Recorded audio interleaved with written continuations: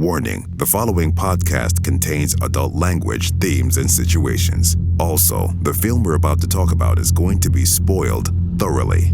Listener discretion is advised. Enjoy this show. Nic Cage, John Cusack, John Malkovich, Steve Buscemi, Ving Rhames, Danny Trejo, and Dave Chappelle hopped onto an airplane with Jerry Bruckheimer and the guy who directed the Rick Astley video for Never Gonna Give You Up. Not a joke. And together, they managed to get every freaking creep in the universe to churn out an action classic that may just be the most recognizable performance of Nicolas Cage's career. Join us as we put the bunny back in the box for this season of One Cage at a Time with the timeless, classic, action thriller that is Con Air. Okay, let's run. I'm like a prickly pear. What do you say we cut the chit-chat? A-hole!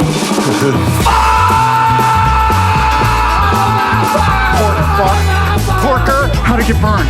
How'd it get burned? How'd it get burned? Hey, have you ever been dragged to the sidewalk and beat until you pissed blood? Welcome to One Cage at a Time, the show where we break down every single Nicolas Cage movie, one film at a time.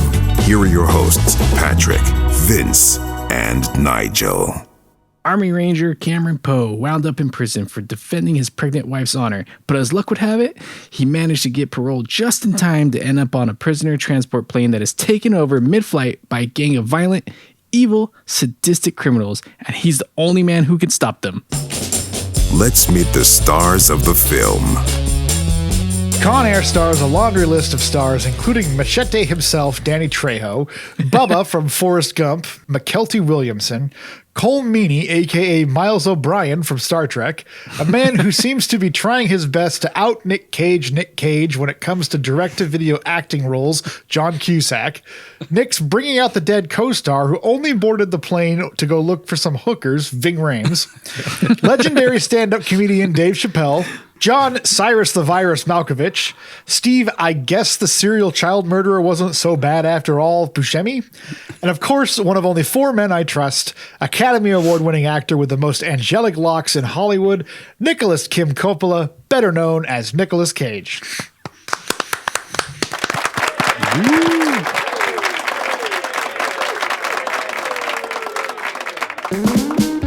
Let's dive into the nitty-gritty. Con Air was released on June 6th, 1997. I feel like it was like 2 weeks before Face Off, something like that. Like, because we talked about it on the Face Off episode where they were filmed right after each other. So like he flew from Con Air to Face Off like right afterwards, and they were almost overlapping on the production. So Yeah. That was the summer of Cage, man. This is He's had a few of those.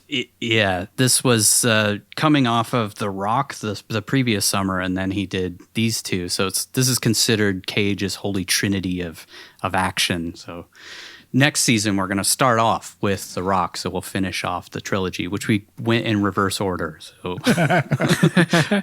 We're going to The Rock. I think The Rock is the best. It's a better movie. Yeah. I think it's the best movie out of that, which is saying a lot because I hate Michael Bay. But I think that's probably the best Michael Bay movie there is out of all of them. I don't know. Bad Boys 2 is pretty good. Island was pretty good. The what? Island was all right. The Island. That was him. I forgot that was him. Yeah. I always forget it's him too because I liked it. Yeah, because it's actually a decent movie. Yeah. But if you watch it back, there are so many hallmarks of Cage, or of Michael Bay. Yeah. Cage. Cage. Cage should have been in that. His influence is vast. I mean, you hire Ewan McGregor, you're going to get a good performance. ScarJo. Was she in that? I forget. It's Yeah. been a long time since I've seen that movie. Yeah, it was she's in it, right? That's the female lead, right? Yeah. Had a budget of $75 million and made $224 million, which is actually lower than I thought it was. But 224 is still 1997 money. That's a lot. That's a lot. Maybe everybody went to see Face Off, so they didn't go to see. They were seeing Con Air, and then the next week. Yeah, the next week. Screwed it all up. Damn Cage movies. Outdoing other Cage movies. Face Off is our second highest grossing behind National Treasure at 245. So, I mean, that's 500 million in one, summer for one actor. Yeah. That's why he's still around. Bankable. Cage is bankable. You goddamn right he is. So it's directed by Simon West, as I said in the opening. Directed the music video for Never Gonna Give You Up. Wasn't he also the arms dealer in Simon West? Lord of War? No. But he also directed The General's Daughter with Travolta. There's so many overlaps between Travolta's career and Cage's career. It's amazing. It's because they were red hot at the same time. Yeah, it's true. Also directed Lara Croft's Tomb Raider, which I believe is that's the first one, right? Yeah. Yeah. I don't know. Yeah. Expendables 2 and Stolen, which we'll be watching next season. Written by Scott Rosenberg, who also wrote Gone in 60 Seconds. So we talked about him quite a bit on the other episode, in our Gone in 60 Seconds episode, but I'll just point out a couple more movies that he did. He also wrote High Fidelity, which is John Cusack. So a lot of overlaps between Cusack and Cage as well. Yeah. He wrote the new Jumanji movies, those two, which I think are actually pretty decent, actually pretty good movies. They're fun. Fun, just kind of popcorn movies. Yeah. And that Venom, first Venom movie. Oh. I feel bad because I feel like there was probably a better movie in there that the studio noodled into what the fuck we ended up seeing. Yeah. Seems to happen a lot. Yeah. The second one, I don't think there was a good movie in that at all. I think we got what we got. Shot by David Tattersall, who also shot all 3 of the Star Wars prequels. Nigel, I know you'll appreciate that tidbit. Huh. I hadn't heard that guy's name at all. Tattersall. Also shot The Green Mile, Tomb Raider 2, Cradle of Life. So that's the second so one. Funny.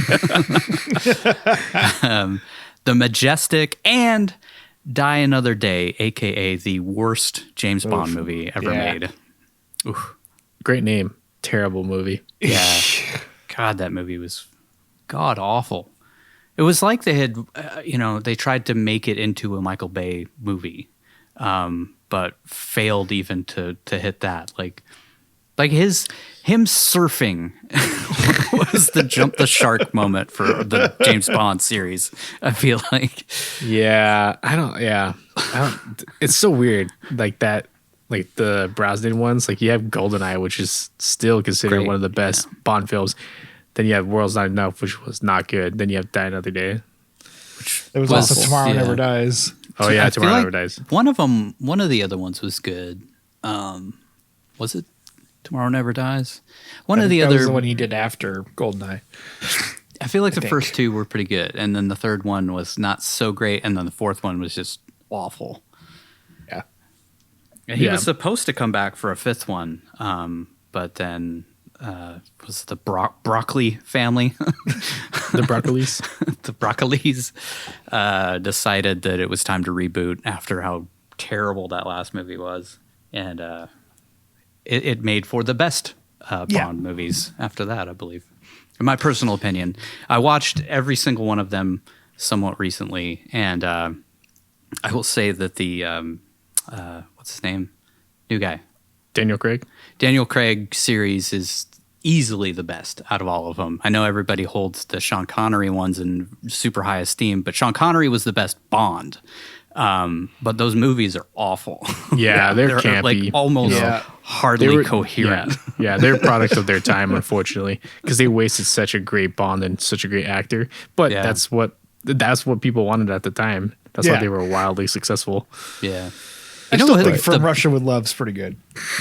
Yeah. But wasn't that when they brought him back? Wasn't that his first movie back after he left for a little bit? After they had George Lazenby play one? Yeah. It wasn't... I would say the Lazenby one is really good. I think that I think it was Never Say Never was the one that they brought him back for, I think. That was the one where he was with another studio. So he left the Broccoli series, and then is it? Am I saying it's right? Yeah, the broccoli. It's the broccoli. Family, right? They actually broccoli. are like part of like the vegetable broccoli is like a strain was made by that family. Like it's Really? yes. Yeah. All right. That's another weird fact. Anyways, we could talk Bond all night. Yeah, That's our maybe next that's another show. show we'll do. Bond. Hey, hopefully Cage is the next Bond. That'd be awesome. You could do all the Bond movies British. in like one season versus 200 Nick Cage movies. He also shot Next, so it's another movie we'll eventually Nick talk Cage about. Poor fuck. Yeah, That was a Nick Cage one, right? yeah. Unfortunately, I was getting it confused with knowing. Because Yeah, he's got that's- such I a get head those for too. knowing. I get those two confused. this had 3 editors for some reason. Wow. They each took an act. Each took one act. It does kind of feel that way, doesn't it? First, we'll just go down the line here. Chris Lebenzon, who also edited The Outsiders, Stay Gold, Pony Boy, that one. Weird Science, Beverly Hills Cop 2, and also directed a ton of Tim Burton movies, which I feel like we talked about this guy at some point also. Has 2 Academy Award nominations for Top Gun, the original Top Gun, and Crimson Tide. And he also edited Gone in 60 Seconds. So nobody's perfect. Yeah, we did talk about him then. Yeah. Obviously. Steve Merkovich, who edited Hardcore Henry, Oh my God. but Fire in the Sky, the Alien movie. I don't know if Cool- anybody could Cool make World? Hardcore Henry look good. Like, I don't know what editor you could give that to and be like, here, Hardcore Henry, yeah. make something watchable. This first-person shooter of a movie. Make it look awesome. Also did Cool World, that Brad Pitt, Who Framed Roger Rabbit ripoff. Oh, yeah. God. Big Trouble in Little China. Oh, that's my favorite movie. Is it really your favorite? Yep. Wow. There we go. Thought for sure it was a Star Wars movie. It was your favorite. Big Trouble in Little China. That's one movie I really hope that, because they keep flirting with remaking it, and I really don't think that that's a movie that they should remake. I mean, it's a product of its time. It should stay. It should stay what it is. Yeah. Certain movies you I don't need agree. to remake. I think rebooting it would ruin the magic of that movie. Yeah. Yeah. You can't capture that again. No. No. And Glenn Scantlebury, who edited Godfather 3. Well, I mean, I would say the editing on it was good. Yeah. The Rock, Nice. Armageddon, Tropic Thunder, Nice. Transformers, and Stolen. A lot of Stolen crossover on this one. I guess when you have a career as long as Cage, you tend to get a run in Yeah. the same circles. That's Yeah. I've noticed that a lot as we started like pointing out these people. Is there's a Yeah. lot of crossover with Cage movies. It's kind of Yeah, people. I mean Hollywood's big, but it's not that big. Yeah. Like, Yeah. you got to be really good at what you do to keep getting jobs. Mm-hmm. Unless you're M. Night Shyamalan, then they just keep giving you money for some reason. He has like 1 in 5 that self-funds. does really well. Yeah, Doesn't he self-fund most of his self-finances? stuff? Yeah, I think so. Probably how that works. I don't know How how do he we has do so that? much money, but Ponzi scheme. I think he was involved in the FTX. It's a timely joke. Nobody's gonna get in 2 years. Music by Mark Mancina, who did 2 amazingly terrible movies. Space Mutiny, which if you have not seen is fucking amazing. Space Mutiny was on Mystery Science Theater way back when. I remember It that. is a goddamn masterpiece of awfulness. It is remember so that. fucking good. And Future Force, which was done by Riff Tracks, wow. which was also just so good, so good. If you like bad movies, like hilariously bad movies, those two movies are unbelievably great. So good. But Mark Mancina started out on those terrible movies and then eventually made his way to doing Speed, Bad Boys, Assassins, that I think it was Stallone and Antonio Banderas, right? Twister, Training Day, Denzel Washington movie, and most recently Cry Macho, which is the worst Clint Eastwood movie I've ever seen. I don't know what happened there. That movie is just I like had to stop watching it after about 25 minutes. It's just like, this is terrible. Damn. I don't know, he is getting up there. He's like 90 now. Jeez. And him playing a badass that everybody's scared of and is and is super tough was just so not believable. And also done by Trevor Rabin, which we've talked about a bunch now. Did Gone in 60 Seconds, the guy who was the Yes guitarist who wrote Own of a Lonely Heart on the toilet, and kind of invented this generic Michael Bay style score. Composer Mark Mancina had to leave the project in the middle of scoring it due to scheduling conflicts with Speed 2 Cruise Control. Oh, yeah. Which was a great movie, which was slated to open at the same time as this film in June of 1997. So Trevor Rabin, who was already on board working closely with Mancina, co-writing some of the music shortly before Mancina left. And I feel like it does have that like Michael Bay-esque score to it, but I feel like it's a little bit better. I feel like the music's a little bit better. So maybe it was the Space Mutiny guy who made it just a tiny bit less generic sounding. Yeah. Ratings. This has a 58% on Rotten Tomatoes, which is not amazing. 5.7 out of 10, 71 reviews. I feel like that's about right. Yeah. Audience score, though, 75%. Not surprising. Not surprising. No. Yeah. Then back to the critics, 52% on Metacritic. IMDb, 6.9%, or 6.9 out of 10. So back to the audience again. Audience loves this movie. Critics hate it. And then the cinema score was a B+. I feel like this is like the third movie in a row that we've done that's been a B+. I mean, I don't feel like if you went to watch an action movie and you watch this movie and you give it a B+, I feel like that's pretty harsh. Yeah. Especially this is like very typical late 90s action. Yeah. Yeah. Like Speed, Face Off, like all those cheesy action films, because it came out before Matrix, which I feel like kind of started changing what action films were to be. So I feel like that's harsh. A B+ for a dumb summer blockbuster. Might have been the cartoon ending of Cyrus the Virus at the end. I feel like that would have spoiled my review. You got a little ridiculous. You're really ridiculous. Just a bit, like just a little literally over the top. How about a Coppola Quick Facts? Screenwriter Scott Rosenberg first learned of the U.S. Marshals Prisoner Transport Service while scanning a Los Angeles Times article that was given to him by the studio vice president. It's a weird fact. Who cares who gave you the paper? I don't know. Read the paper. Find us another movie. Yeah. The Fugitive must have been on the guy's mind. Yeah.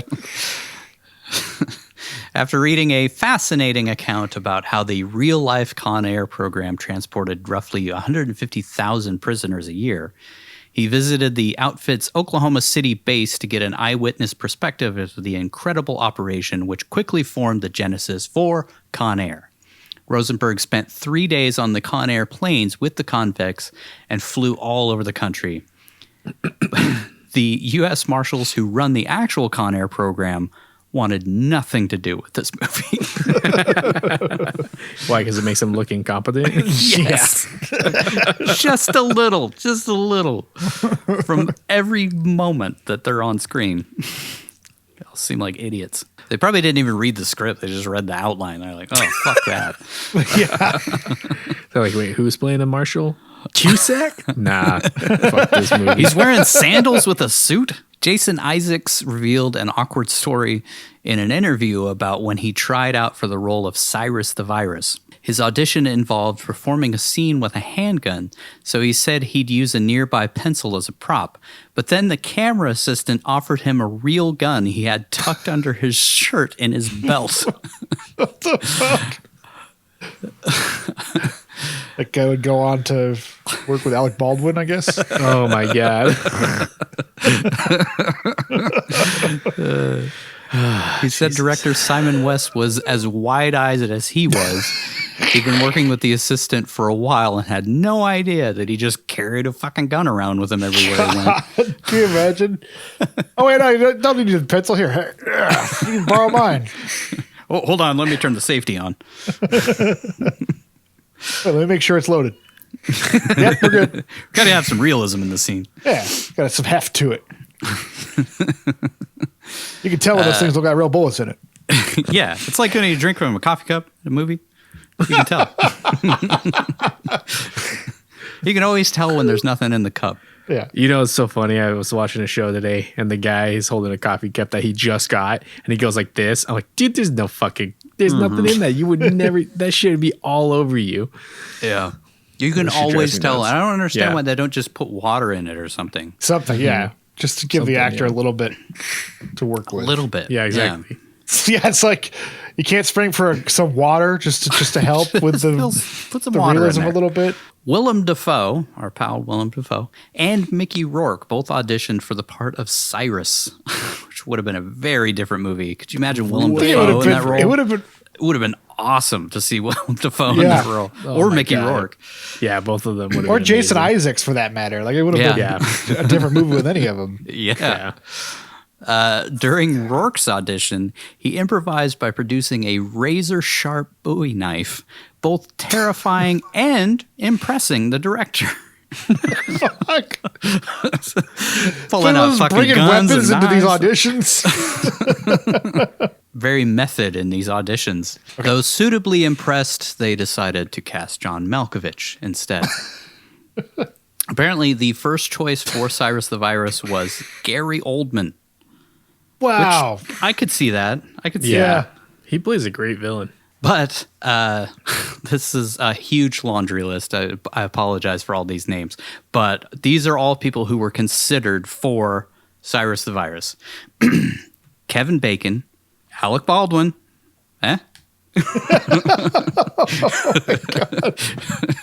George Clooney, Robert De Niro, Michael Douglas, Richard Dreyfuss. Richard Dreyfuss would have been interesting. They're just like trying to pull all the A players at the This time. is seriously Yeah. just like an actor from Hollywood. Is all they wrote on the call sheet. Famous actor. They're all very different people, very different actors. Very different.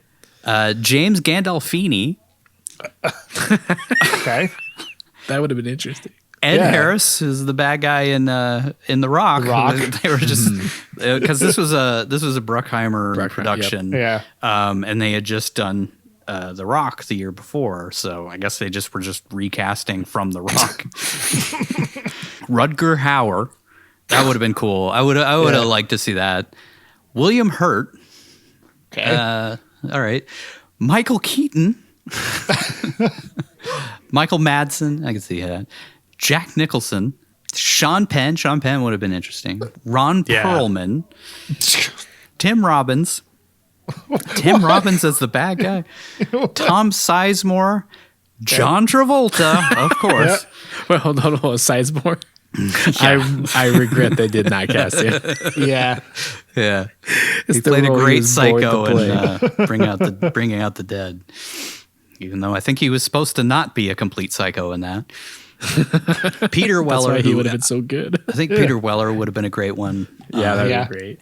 And Bruce Willis. Who, It's like, probably it was seriously just like any working actor in the Any 90s actor, was yeah. considered. Bruce Willis probably could have done it, but I don't think it would have matched the tone of the movies he was doing at the time. Yeah. He was kind of being the hero for a while there. Yeah, and then he started playing probably the would have bad turned guy. it down. Yeah, he probably did turn it down. I'm sure he got pitched. For the role of Vince Larkin, John Cusack's character, Robert Downey Jr., which would have been good. Charlie Sheen, A coked out Marshall. Michael J. Fox, could have been good. Okay. That would have been Yeah. That would have been good. Eddie Murphy, That would have been awesome. Jim Carrey. Eddie Murphy as a straight man kind of would be weird. He would not have been a straight There man. were enough He would have been jokes in putting- there. He would have been putting bananas in the fucking airplane engines. Jim Carrey. That would have been interesting. That would That would have been interesting. And Matthew He's- Broderick. Yeah. I can see that. Yeah. I think Carrie would have been good. He's a good dramatic. But Yeah. then I guess back Back then, I though? think. Well, when was Truman Show? Truman Show was same year, wasn't it? 97. I feel like it was It was later, later than that. like Was 99 it? or something like that. I don't know. Although I would have loved to see him overact. Yeah, in 97, that movie. would have probably like when Ace Ventura, Liar Liar. No, that was all like 93, 94. Yeah. That was Was the it early really? 90s, yeah. I think Liar Liar was like 95, 96, somewhere in there. So I don't think he had done anything too dramatic up to that point. I think he was trying to get into more Yeah. dramatic stuff. Though. Yeah. This wasn't it. All right, this is Could've the been. last line of names here. For the role of Cameron Poe, these were the choices they originally had, okay? Stephen Baldwin. It would be funny if they'd cast Alec Baldwin as the bad guy. Edmund Yeah, that Stephen would've been as the hero. Billy Baldwin. What's their obsession with the Baldwin? I don't know, man. Get us a Baldwin, damn it. Tom Cruise. Oh my God. Did Tom you see Cruise. Tom Cruise with that long hair? That would have been great. Could you imagine him running through the plane? Johnny Depp. That would have been interesting. Maybe. I don't know if he could sell Army Ranger. Nah, unless Tim Burton was directing. Just that accent would have been interesting on Johnny Depp. I'm Cameron Poe. Hello, Cameron Poe. He always kind of mumbles all of his lines, kind of takes a big pause every time he speaks. Dolph Lundgren, Brad Pitt, Keanu see Reeves, Yeah. Kurt Russell. That would have been interesting. That would have been Yeah. interesting. Very typecasty here for Yeah. this role. Other than the Baldwins. This is where it gets real typecasty. Arnold Schwarzenegger, Yeah. Steven Seagal, He- Sylvester Stallone, Jean-Claude Van Damme, Oh my God. and Bruce Willis. Oh fuck. So Bruce Yeah. Willis was Hey, considered for yeah. both Cyrus and Cameron Poe. Get us an 80s action star to play this. Any action star. Van Damme Yeah. just doing the splits all over the fucking plane. I imagine some of those guys were a little bit too pricey. Oh yeah. I can imagine Oh, yeah. Schwarzenegger wanting way too much for that role. Yeah. I feel like they would have had to change the Army Ranger thing if you cast Jean-Claude Van Damme. Nah, you can leave it the same.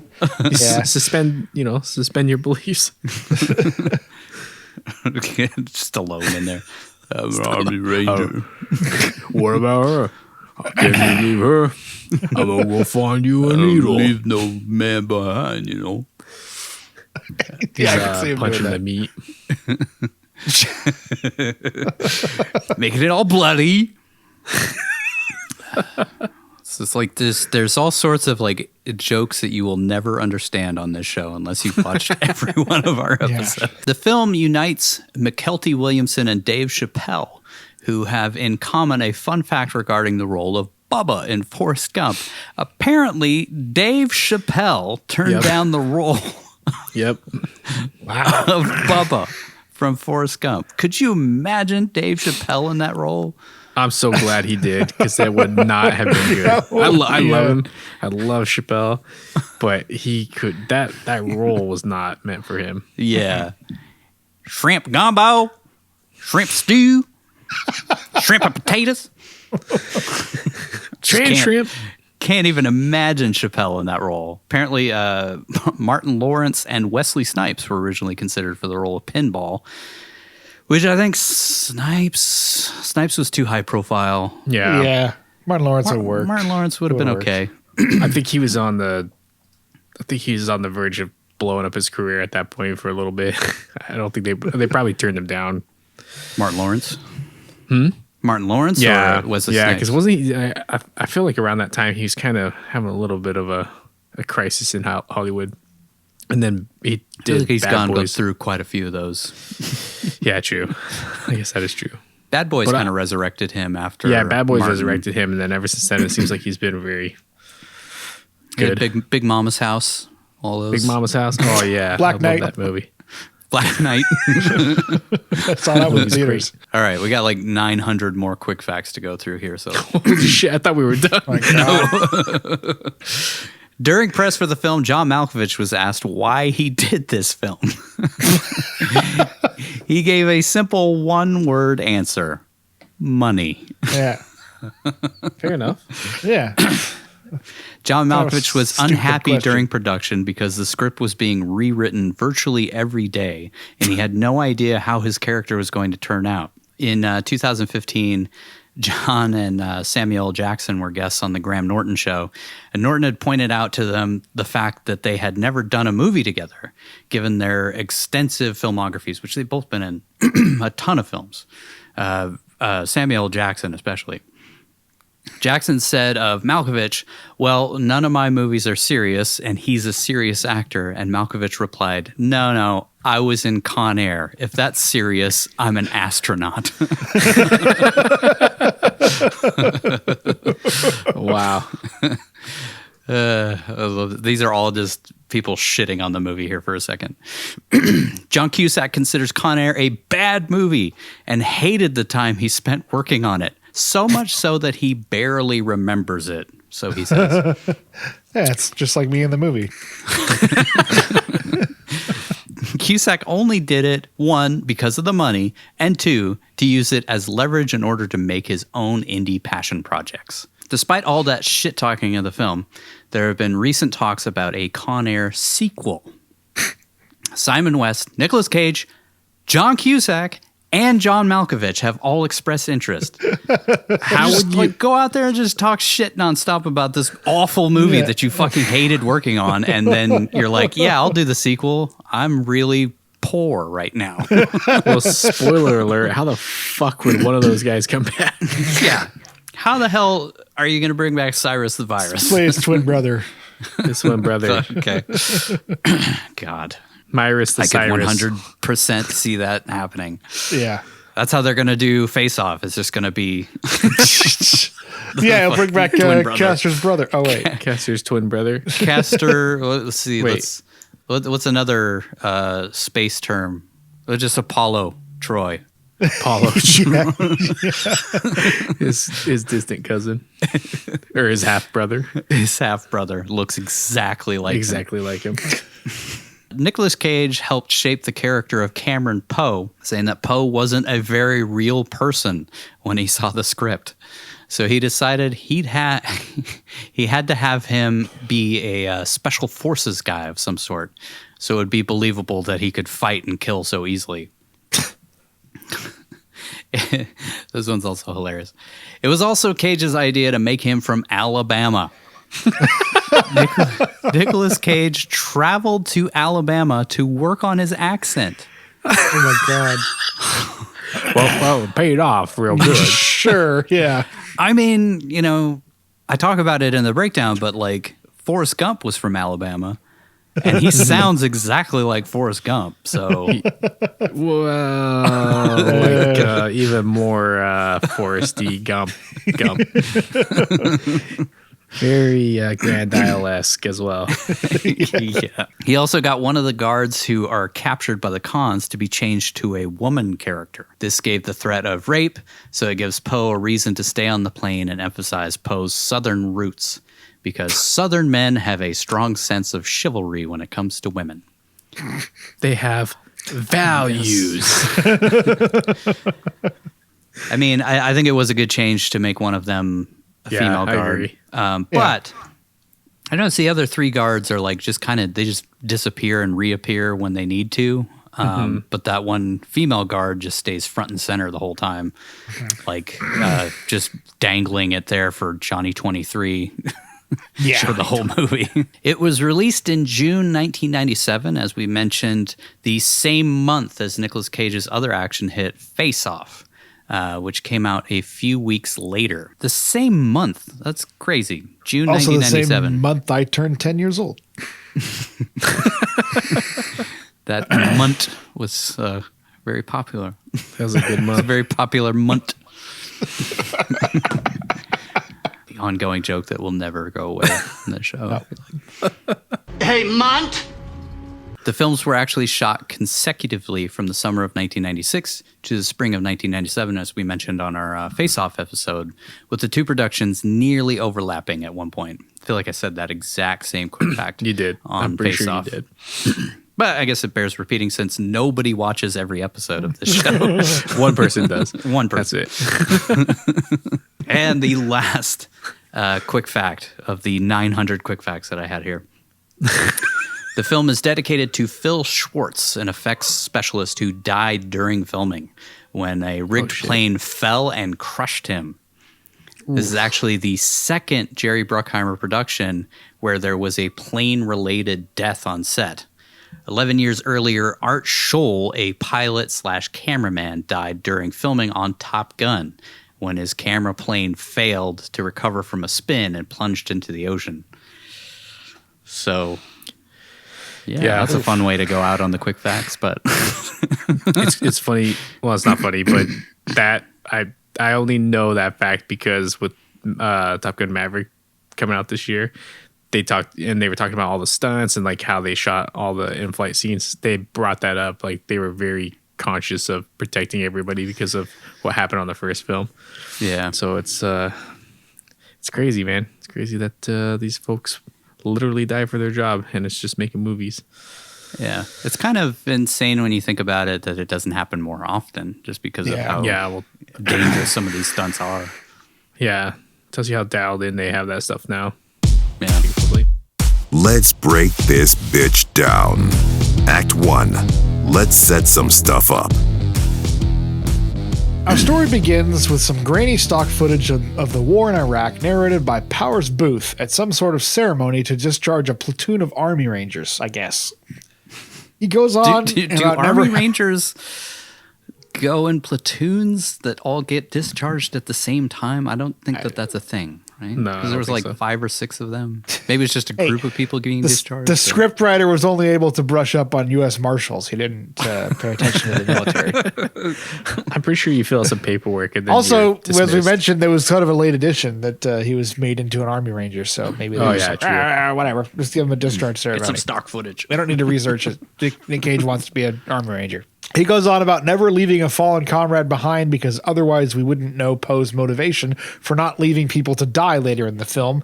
And we see him head home to Mobile, Alabama via a rusted out, barely seaworthy looking fishing boat.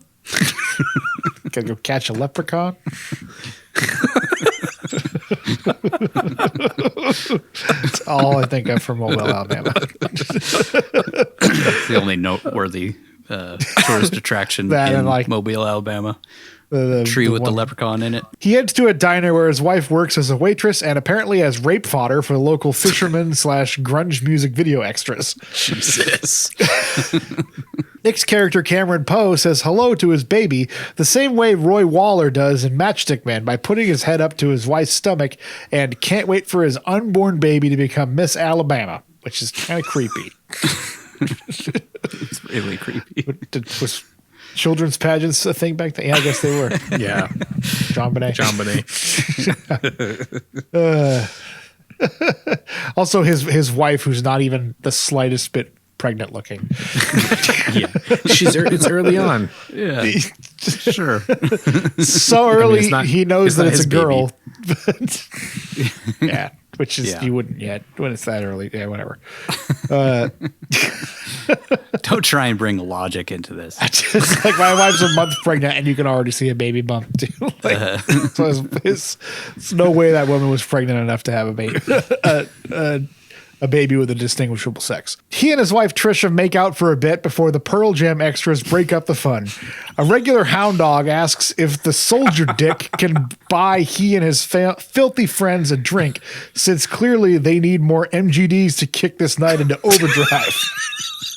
But Cameron rudely refuses after the guy throws money directly at his face.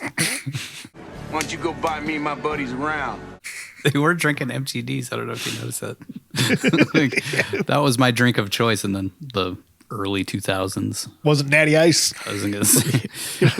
No, Keystone Ice. For some reason, it was Miller Genuine Draft was like my go-to. I think I drank those when I first turned 21 and then never again.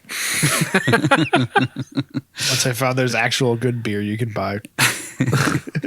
Trisha diffuses the situation, but the guy makes a great point by saying chicken shits who'd rather not fight back after homeless looking fishermen throw money in their face are precisely why we lost in Vietnam.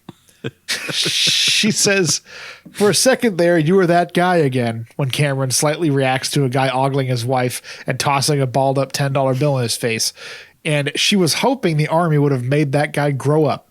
Isn't he like 30 something?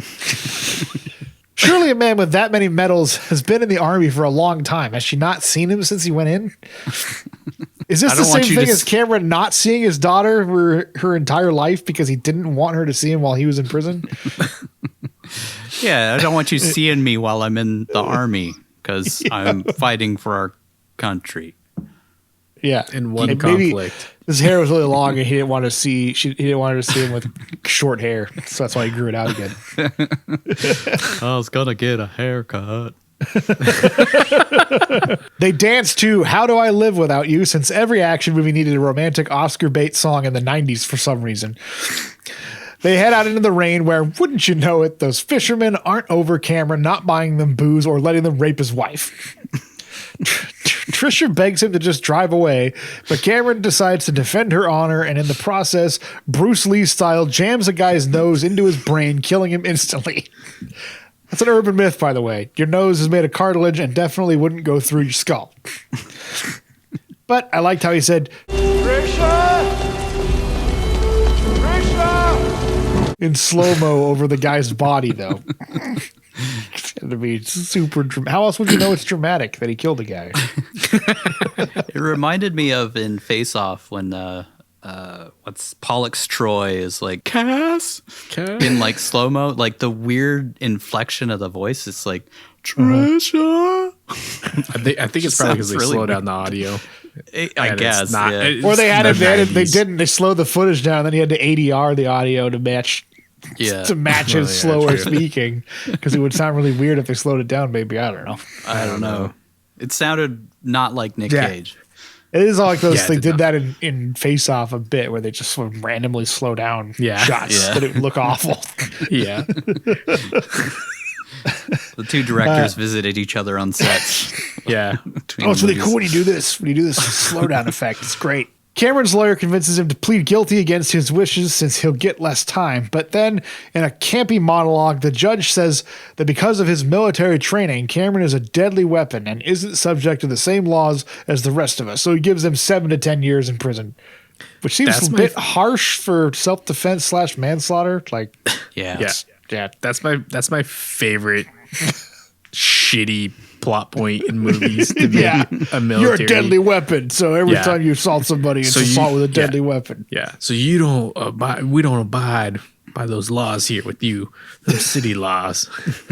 You don't have the same rights. What the fuck? I thought I was a U.S. citizen who is no longer in the military. I thought that all doesn't matter. Like the same laws apply to me, regardless of training. It's like he's carrying a weapon at all times. You see, right? He is the weapon. Jesus Christ, he's Jason Bourne. We see a montage of Cameron working out in prison and growing out his gorgeous, flowing, princely locks while receiving letters from his wife and daughters showing the passage of time. His wife sends him some pink snowballs, which made him pretty popular in prison, especially with a guy named Baby-O, who wouldn't stop going on and on about all the ways you can prepare shrimp. Better than sharing a cell with a guy who eats sand, I guess.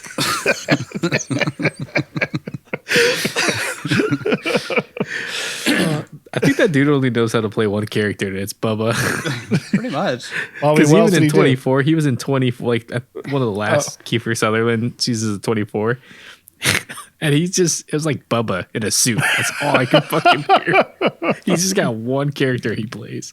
Are there non-Kiefer Sutherland seasons of 24? Yeah, there's one. Oof. It was not great. Why did they do that? And Fox agreed, so they shit-canned it.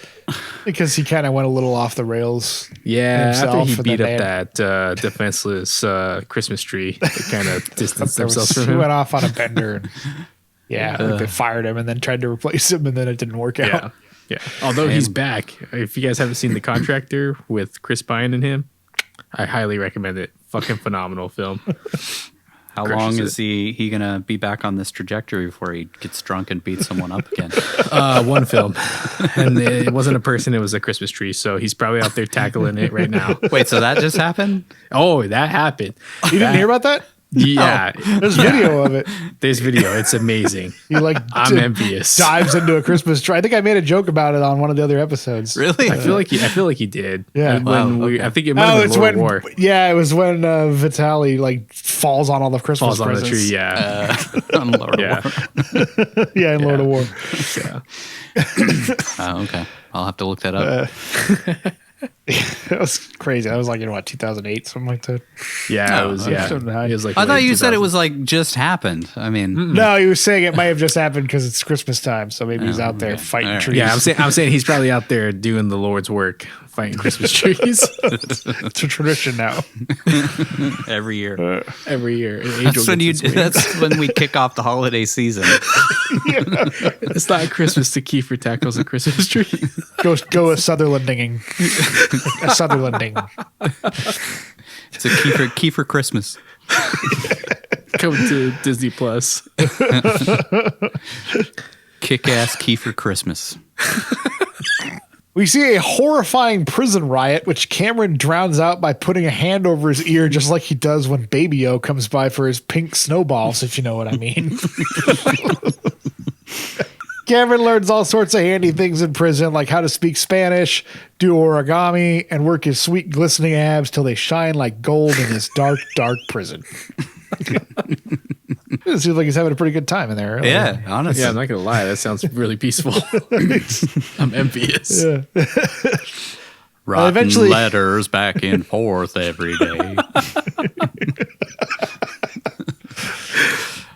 I love that shot, like the riot and him just like hanging out in his cell, just like puts his hand over his ear. What? Eventually, Cameron sends word to his wife, that he's getting paroled on his daughter's birthday, July 14th, which is also my daughter's birthday. Really? Wow. Yeah. Oh, Bastille Day. Wonder if they'll celebrate with fireworks and champagne. Bet you didn't think the guy who wrote Con Air would know that Bastille was a prison in Paris, did you? I thought it was a band. It's a Rush song. Oh, that too. I think it's a deep cut, you know? Yeah. You wouldn't expect that from the guy who wrote Con Air and Gone in 60 Seconds. He probably looked it up or learned about it as he was writing about prisons or something. It's like, oh, yeah. You guys know about this Bastille? Did you hear about that? The guy who directed Never Gonna Give You Up is just, go read the paper, find our next movie.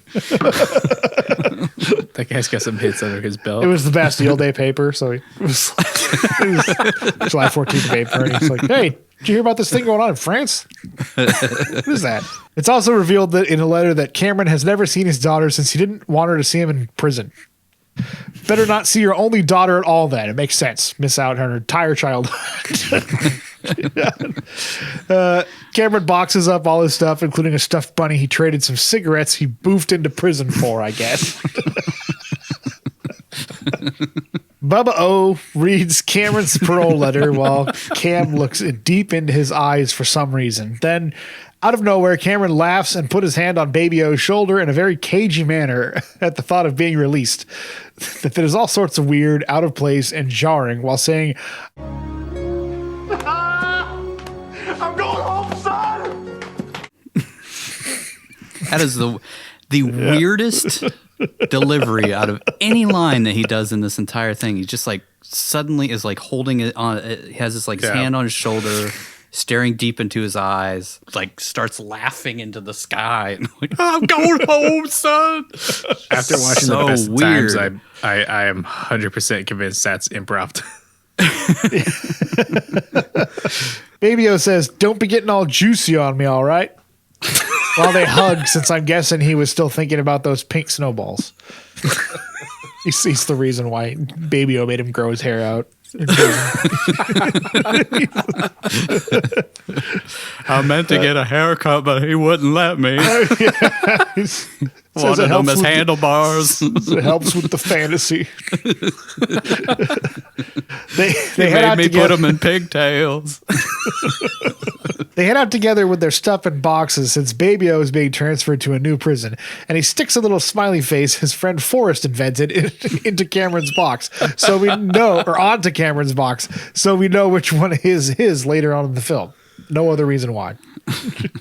We cut to a guy explaining why U.S. Marshals fly prisoners around to a group of guards who should probably already know this information. He says they're transporting a bunch of horrible criminals into a new supermax prison called Erewhon outside Los Angeles on an oil rig or something.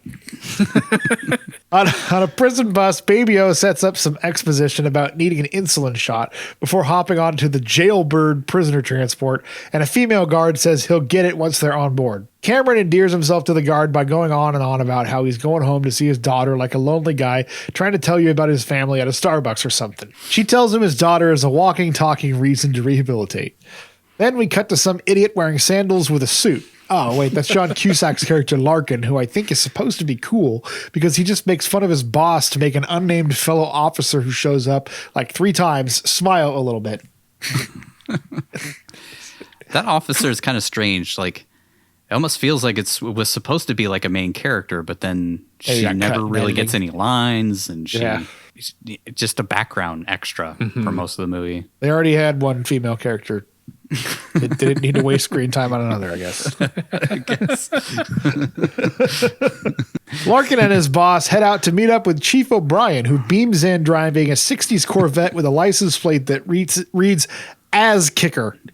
He's a douchebag from the jump because every one of these films needs an arrogant and competent superior that can be proven wrong later in the film for some reason. While Larkin is being introduced to Malloy, he suddenly peels out in his Corvette and backs into a handicap spot on the tarmac. A prison bus shows up with a police escort and 2 helicopters flying 3 feet above it. Sure it's not a Michael Bay movie? Same writer as Gone in 60 Seconds, by the way. If that movie taught us anything, it's that helicopters need to be extremely close to vehicles to keep track of them. like right on top of them. Otherwise you lose them. It's ridiculous. I mean, it was just to make a cool shot, but it's just like, why are they so close to the fucking buses? They don't need to be that close unless they're filming, unless it's being directed by John Landis. I got film tragedy jokes for days. God damn it. I was hoping we would avoid those jokes. We just talked about this in the quick facts, right? Somebody else. That was a different person dying filming in a helicopter. Malloy and Larkin meet up with an undercover DEA agent they plan to plant on this plane to score intelligence on some drug lord named Cindino they're picking up in Carson City. He's supposed to make friends with the guy and get Cindino to spill his guts about the family business on the way to Alabama. So what nobody could do the whole time he was in prison, this agent is going to do over the course of a 5-hour flight with a guy he's never met before. Sure. Going to become good buds. I mean... Yeah. Like the guy's not gonna be able to smell that coming from a mile off. Like this guy he's never met, trying to get him to spill the goods on stuff. Yeah, why the fuck would he talk anyways? Because they're both Hispanic, okay? Allegedly. That's the only thinking I can skit out of that was like, let's put this Hispanic guy next to this Hispanic guy. They'll have a lot in common. The first time I saw this movie, I thought it was going to turn out that undercover guy was helping the Mexican dude break out. And then I was sorely disappointed when that was not the case, and it was just a stupid plot point that went nowhere. It just ends almost immediately. Just an idiot. Yeah, immediately. And then, anyways. They never even speak to each other. Like, they didn't take that into account of when they planted the DEA agent onto the plane, was that they might sit them apart from each other. Yeah. Nope. Yeah. Because none of the guards know that he's a DEA agent. Right. He's off the books. Yeah, they're just hoping that he would happen to be sitting next to him. Yeah. After they're all chained into their seats, like they can get up and talk. Yeah, but they can't talk to each other anyway, right? Yeah. But it was like they would just like gag him and stick. Yeah. This is a black bag operation. So stupid. It's like Face Off. Larkin freaks out when he finds out the undercover agent has a gun on him, since the plane is run like a prison and they only have a gun in the lockbox inside the cockpit out of extreme caution. And this was before 9/11. Oh, and an arsenal in the cargo hold, but so that's pointless. Like that whole conflict. Eventually, Malloy relents and has Willie, the undercover DEA agent, remove it, but he plants one on him anyway a few scenes later. It's important. Larkin But not really. Because they already had a gun. We just gotta drag out this first opening act as much as possible. Larkin then introduces the all-star starting lineup of the prison transport. At center, we have a mass murderer named Billy Bedford. At power forward, we have Ving Diamond Dog Rhames, who is a former general of the Black Guerrillas, which sounds like a racist way of saying Black Panthers, but whatever. At point guard, Cyrus the Virus Malkovich, who is apparently a genius who thinks he's killed more men than cancer, so he's actually pretty stupid.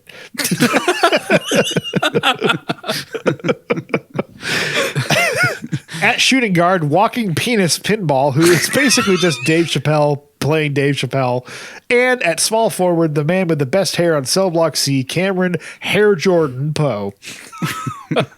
Hair Jordan. Malloy asks Larkin who Cameron is when he sees a 6'2" beefcake with flowing hair smiling up at the clouds on the monitor, and Larkin says he's just hitching a ride home and he's a nobody. A guard takes a picture of Poe's daughter from his pocket, and Cam tells him he'll be getting that picture back at some point. The guard tells him, "Are you telling me what I'm going to be doing, numbnuts?" And Cage very coyly says, You heard me. like he just told him about a boy in study hall he likes. You heard me. You heard me. Quick fact, the jailbird airplane used during flight scenes had a series of owners, both military and private. In December 2003, it was sold to All West Freight Inc. in Delta Junction, Alaska. On August 1st, 2010, it crashed into Mount Healy in Denali National Park, killing all 3 flight crew. Jesus Christ. There's a lot of plane accidents on this. They get everyone on the plane, including the undercover agent, and everyone seems to get along great. Pinball makes friends with Poe and a Native American guy. Poe admires Billy Bedford's cage, and the lead guard admires how many episodes of Current Affair, Hard Copy, and Geraldo have been made about the inmates on board. He tells them not to scream, spit, or bite, and a guy spits on him immediately, prompting the guards to bag him, which is basically duct taping his mouth and putting a bag over the dude's head. I mean, how else are we going to explain why the hostages have their mouths duct taped and faces covered later without this scene? It's smart thinking. Cyrus the Virus Grissom chats with Danny Trejo, a.k.a. Johnny 23, who got the name from raping 23 women, and he has a tattoo to commemorate all of them. Aw, what a sentimental guy. Cyrus says he despises rapists and says he's somewhere between a cockroach and that white stuff that accumulates at the corners of your mouth when you're thirsty. But in Johnny 23's case, he'll make an exception. I'm guessing with a snarky attitude like that, Cyrus learned all about white stuff in his mouth during his time in prison.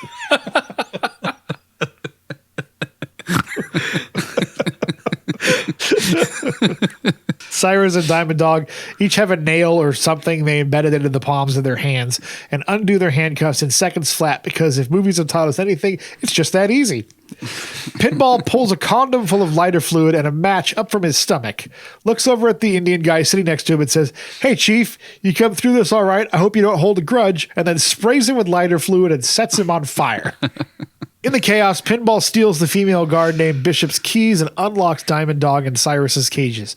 Diamond Dog screams Allah Akbar and kills a guard with his cuffs, smashing Baby O's insulin in the process, prompting Bubba to yell, Hey, man, get off my insulin! rather than be terrified of the midair prison riot happening all around them. I mean, they're kind of used to it now. I feel like there's an extra level of danger when you're in the middle of a flight, you know? Yeah. The guards manage to subdue Diamond Dog with tasers, but the co-pilot pulls the only gun on the plane, for all they know, out of the lockbox, which goes great because Cyrus takes it from him immediately and kills 2 inmates and the co-pilot. He tells the pilot to fly, bitch, and to report there was a disturbance to ground control, but to say everything now is under control. While the pilot is making the announcement, 2 feet away, Cyrus screams and fires the gun inside the pressurized plane and says, "Welcome to Con Air." Hey, that's the name of the movie. All the inmates cheer loudly, and the crew on the ground hear all of this through the pilot's open channel. Oh, wait, they don't hear anything, and they're completely oblivious to the hijacking. Cyrus lets out Billy, the guy who killed his wife's entire family because he caught her cheating. But he turns out to be a pretty chill guy, all things considered. Johnny 23 immediately gets to work trying to rape Deputy Bishop because he saw that Jim Carrey movie, The Number 23, and knows unlucky. Wow. I'm impressed you managed to make that joke. Remember that forgotten Jim Carrey movie? Yeah. I do, yeah. Poe intervenes, though, and throws Johnny, almost 24, to the ground and beats him up a bit before Cyrus shows up and tells Johnny to keep it in his pants or he'll sing him "Johnny, are you queer?" in the bathroom. We didn't write it. The band from Valley Girl wrote that song. Cyrus finds out how many of the inmates are being transferred in Carson City, but there's a snag when they realize that 3 of the 6 are dead, so they use the bag 'em trick on some volunteer inmates and guards to take their places.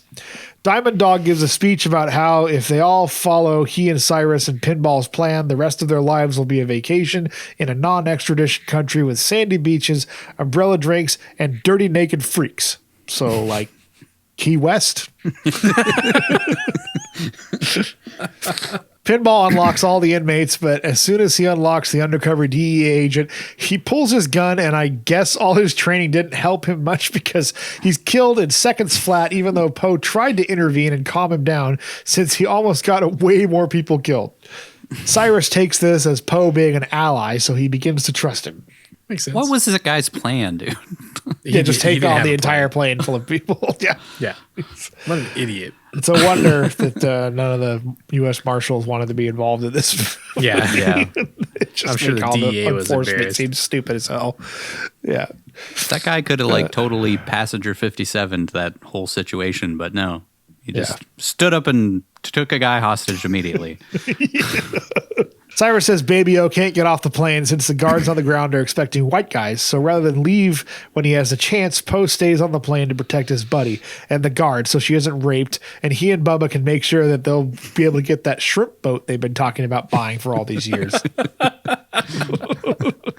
God damn it.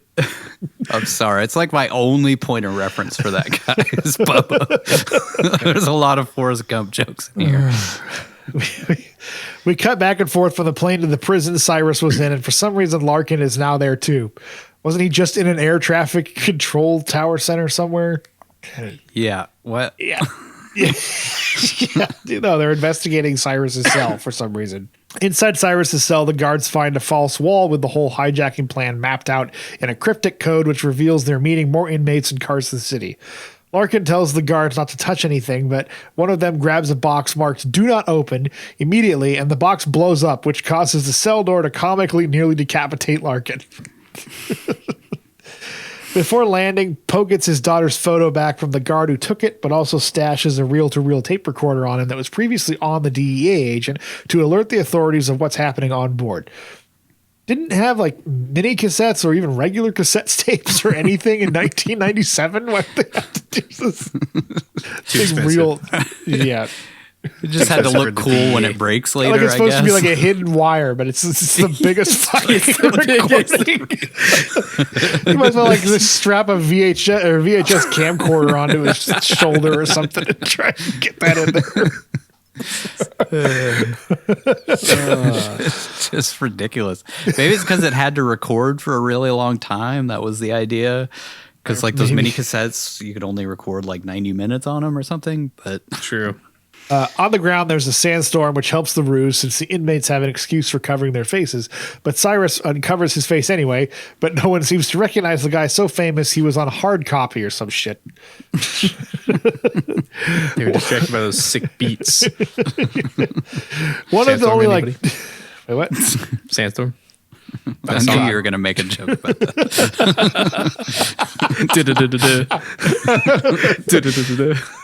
As soon as I wrote the word sandstorm, I was like, Vince is going to make a sandstorm joke. One of only like 20 prisoners on the plane who the guards would probably have been briefed about like 10 minutes earlier.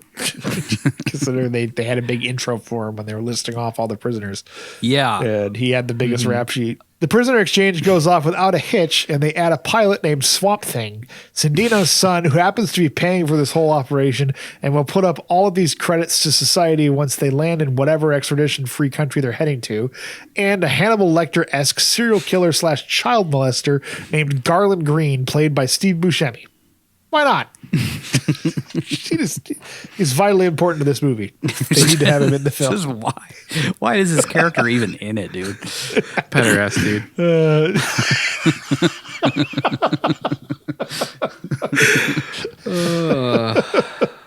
Why does he make the Garland?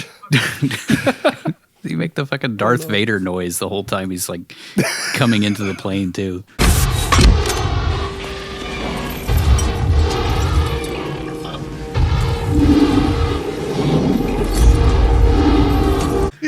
Yeah. Because he's spooky. Because they watch Silence of the Lambs. They wrote that. Swamp Thing removes the plane's transponder and Pinball stashes it on a tourist plane nearby that somehow ends up in Monument Valley a few scenes later, despite taking off from Carson City, which is like 800 miles away, but whatever. Pinball gets caught up chatting with a girl in the hangar and ends up not making it back on the plane. Well, I guess he kind of makes it. But anyway, it's the last we see of Dave Chappelle. Alive, anyway. On the bus with the real prison guards, the guard Poe put the tape recorder on, makes a ruckus, which prompts a guard to break a few of his ribs. Good to see there's some realism in this movie. And the tape recorder rolls out while playing somehow, even though it's shattered. This alerts them that something is wrong, and the next thing you know, the cavalry is on its way. Act 2. Let's get some motivation up in this thing. The guards exchanging prisoners are alerted their counterparts in the plane are actually convicts. So the head guard tries to stall Cyrus, but I guess the cops don't believe in subtlety because they come screaming in like mad. Which, wouldn't you know it, gets the guard killed. Womp womp. The jailbird takes off seconds later, no sweat. No one blocking the runway, no attempt to shoot at the plane, just a mildly annoyed air traffic controller telling them they're not cleared for takeoff. So, just... You know, Face Off. They stopped that plane. They did stop that plane, man. Helicopter pushed down on it, right? Yeah. Captain Swamp Thing explains to, God, what's his name? Cindino? Cindino. Cindino? Cindino. Huh? Cindino. Cindino? Sind. I've never... Sin? Cindino. That's how they pronounce it in the movie. I don't know if that's actually how it's supposed to be pronounced. That's not how you would pronounce that, but okay. But yeah. Captain Swamp Thing explains to Cindino that they've placed a transponder in a tourist plane that I guess gets cleared for takeoff despite the horrible sandstorm. Same ground crew that let Kobe's helicopter take off, I guess. R.I.P. Kobe. Oh my God. It might be too soon, but we're so many doing it. plane crash jokes in this. Helicopter aircraft crash disasters. We haven't even gotten to the Leonard Skinner scene later in. Yeah. Larkin and Malloy reunite, and Malloy finds out the concept controlled the plane. He also finds out that his all-star agent was killed since he idiotically revealed himself midair with zero plan whatsoever. Malloy blames Larkin and his team for getting his guy killed, while Larkin blames Malloy, yada yada yada. Ultimately, they come up with a plan to take off after the plane with attack helicopters, but of course, they take off after the wrong plane. Back on the jailbird, Cyrus decides it's inhumane to leave the child-murdering psychopath locked up like Hannibal Lecter and decides to let him out. Meanwhile, Poe tries to find out the plan while Larkin radios the plane from the ground. Cyrus somehow knows who Malloy is, and the guy he shot is his agent, so after taunting him, Malloy screams at Cyrus, prompting Cyrus to say, "Hey, I don't like him. If he speaks again, this conversation is terminated." Overall, he's a pretty even-keeled homicidal maniac, if you ask me. How would he know? Like, first of all, how would he know who Malloy is? Second of all, how would he know that guy was a DA agent? Third, how does he know that guy was working for Malloy? He's a genius. Oh, God. Yeah, all he right. pieced it all together, I guess. Yeah. Yes, He's killed more people than cancer, dude. He's a genius. Larkin tells him one of the guards in Carson City faked a heart attack, so that's how they're onto them, rather than give away that Poe planted a tape recorder on him like Malloy tried to. Then Cyrus sings him a nice little song before telling Poe they're headed to a spot, this is important, 49 minutes from anything resembling authority called Lanier, how they say it in there, Lanier Airfield, which is a very oddly specific spot and reference to make. Now we get to like one of the dumbest plot points ever too. Poe's wife and daughter get the news that something has happened on the plane and they're escorted to Carson City while Diamond Dog says, "Yeehaw, what's on your mind, hillbilly?" And Poe says, What was I thinking about? Oh, yeah. Yeehaw, that's right. Then Poe tries to set up division between Diamond Dog and Cyrus by asking what a black militant is doing, taking orders from a white boy on a power trip. Diamond Dog basically says he'll kill Cyrus and probably everybody else on the plane as soon as they get to where they're going, but, you know, whatever. Just forget that fucking gets brought up. Yeah. It literally goes nowhere. Poe tells Baby-O, They somehow managed to get every creep and freak in the universe onto this one plane. And then somehow managed to let them take it over. And then somehow managed to stick us right smack in the middle. just fucking amazing writing. Thanks for giving us a synopsis of this fucking movie. And then somehow Palpatine returns. Somehow he electrocutes. Nothing like 90s films, action films. Which, like I said, you know, thanks for giving us a synopsis in the middle of it, because it really felt like a trailer moment. Nothing like explaining the plot of the movie in the middle of the fucking movie. Just in case you dozed off or you got distracted. Or you went to go take a lost piss. the What was complicated happening? plot. Palpatine's back. Okay.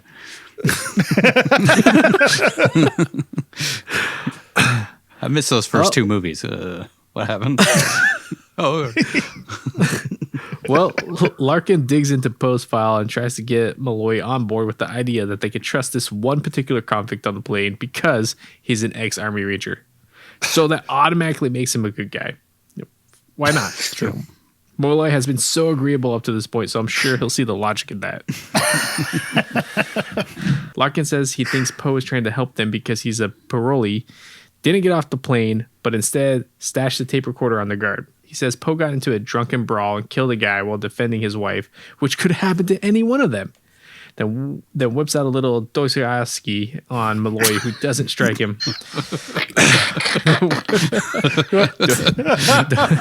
Is Das guy Doy?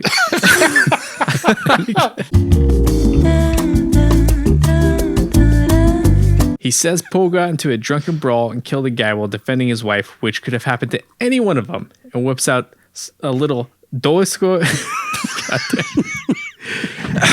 And whips out a little Dostoevsky. We're just going to go with that, ladies and gentlemen. We just spent 20 minutes breaking down phonetically how to say that. Malloy, who doesn't strike me as a big reader, probably reads Garfield using audiobooks, which sadly are not available on Libro FM. I checked. But you can find some Dostoevsky. Yeah, I think we just made our next ad. Do you struggle with reading? Check out some Vince's favorite author, Dostoevsky. Dostoevsky. I don't know. Just Google that shit. It even has the word dose in it. Read his really famous book, The Brothers Karamazov. Malloy says they should have just shot down the plane, which honestly isn't the worst idea, seeing as how 90% of the casualties would have been, crazy lunatics, and it would have saved several Las Vegas attractions from being destroyed. All I'm saying is, if this was post 9/11, they'd all be dead already. That plane would have been shot down over the desert. On cue, the attack helicopters arrive, so Malloy takes off after the plane they think is the bad guys, but is actually filled with old people enjoying the sights. Back with the convicts, Cyrus tells everyone they'll be in Mexico in a few short hours, but first they need to swap airplanes.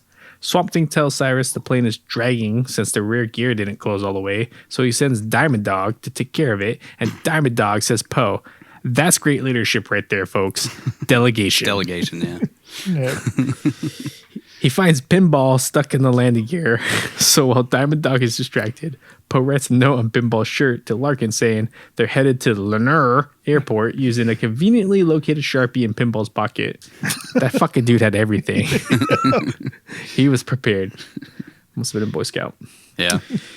So he figured out that whole condom in the stomach trick, Well, that's a different, he definitely learned that in the Boy Scouts. We're gonna get canceled. Meanwhile, Diamond Dog fucks with him by pointing a gun at him for no reason other than to make us think he saw Poe write the note. It's just another stupid, pointless scene. Maybe he's a cinematographer. Down below, we see a couple talking about bird shit being good luck in a Volvo.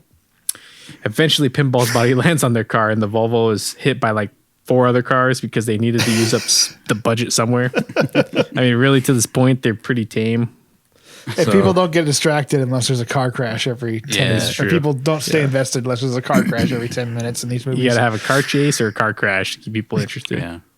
I think there is a rule of that. Like, there has to be an action beat every so often in these movies, especially these Bruckheimer-like movies. Oh, yeah. And they had been, lacking of an action beat for a few minutes here, so. And these Bruckheimer films don't love want to get dead too bodies serious crashing with things into like shit. dialogue, Yeah. when you could just have cars crash into it for no reason. No need for dialogue. It's cheap. Billy confronts Poe about him saying he had 15 years left to Cyrus in order to justify not leaving when he had the chance earlier. Since they both would have been on the same block of the prison, he wonders why he never saw Poe before.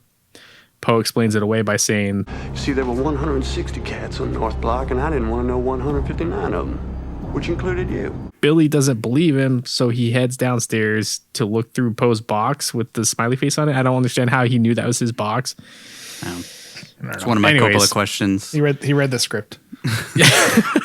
Yeah, there are two different people who've discovered that same box, and both of them know that it's Poe's. Yeah. I'm guessing it's probably written written on there their somewhere. names on it. Yeah, I guess that's a good point. But then why? Anyways, it's like they got to know whose box is whose. Like the guards have to know when they're sorting it. Yeah. Anyways, I guess the smiley face was for us just to be able to recognize it. From our perspective, that's all we ever see of that box. Is there's a smiley face on a smiley face, blank box. Garland explains that Billy is angry because he was raped by an uncle or something. I know that's why I'm always angry. Larkin meets with Trisha and Poe's daughter Cassie, where he tries to find out why Poe would stay on the plane. Cassie's Did you watch the movie? Larkin meets with Trisha and Poe's daughter Casey, where he tries to find out why Poe would stay on the plane and becomes more convinced that he's an ally when Trisha tells Larkin Cameron would only have stayed on board if he had a pretty good reason to stay. She also tells him to let Cameron know it'd be kind of nice to have him around since she's tired of being banged by those fisherman guys at the bar. Like 4 other kids that Poe doesn't know about. Just gonna introduce him to. This is the crew of the crab boat.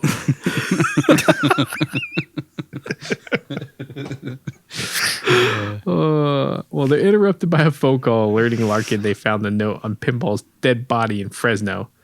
Larkin radios Malloy to turn around since they're chasing the wrong transponder, but of course, dickhead Malloy yells at him and makes stupid faces before hanging up. Larkin runs to a hangar and says he needs a plane so he can head to the Lanier Airport, but they tell him they have no planes, but he can drive since it's only 50 minutes away. Now, this is the part, like, I'm having trouble with the geography here. So they left from Vacaville, California to Carson City, Nevada, flew back up over Fresno, California, and now are 50 minutes outside of where they first took off, but they're headed to Mexico. Yeah. So they had to pick up the other prisoners in Carson City, but then they had plans to meet up with Cindino's jet in this Lerner airfield spot. So they had to fly back up, and then they were going to take off from there down to Mexico or somewhere, some non-extradition country in South America or Central America. Larkin steals Malloy's Corvette and drives to the airfield and alerts nearby authorities to send everyone they got, but he somehow beats all of them there by like 20 to 30 minutes. Now, I'd also like to point out that Vacaville is in Northern California, which looks nothing like the landscape they show as he drives to Lerner, and there's no place that looks remotely like that within a couple hours drive. Northern California, Southern California, two different fucking looks. I mean, what are the odds that somebody watching this movie lives in California? I would say like the closest place that looks sort of like this is like on the other side of the Sierras. Like when you first get over to like Mono Lake or somewhere in there, like once you enter the Nevada side. Yeah, but let me tell you, that's more than 50 minutes. That's like 3 hours of a drive. Yeah, that's more than 50 minutes. But he had a Corvette. That's true. Touche. Those guys said it was a 50-minute drive, so, you know. They did say it was 50 minutes. It's 49 minutes from anything resembling authority, though. In a plane. Wait, what? It's continuity. How's the car almost as fast as a plane? Okay, so Vacaville is so close to like several major cities, but this Lerner airfield is 50 minutes from anywhere resembling authority, but it's 50 minutes away from Vacaville, California. Like I said, I don't know. This makes no sense whatsoever. They didn't think anybody was going to analyze it that hard. We'll break our brains if we keep trying to fucking figure this out. So back on the Jailbird, Poe discovers Billy in the cargo hold reading his parolee letter and has for some reason taken the bunny Poe got for his daughter out of the package. Don't know why. Just cause so I wanted to play with it. Conflict and anyways.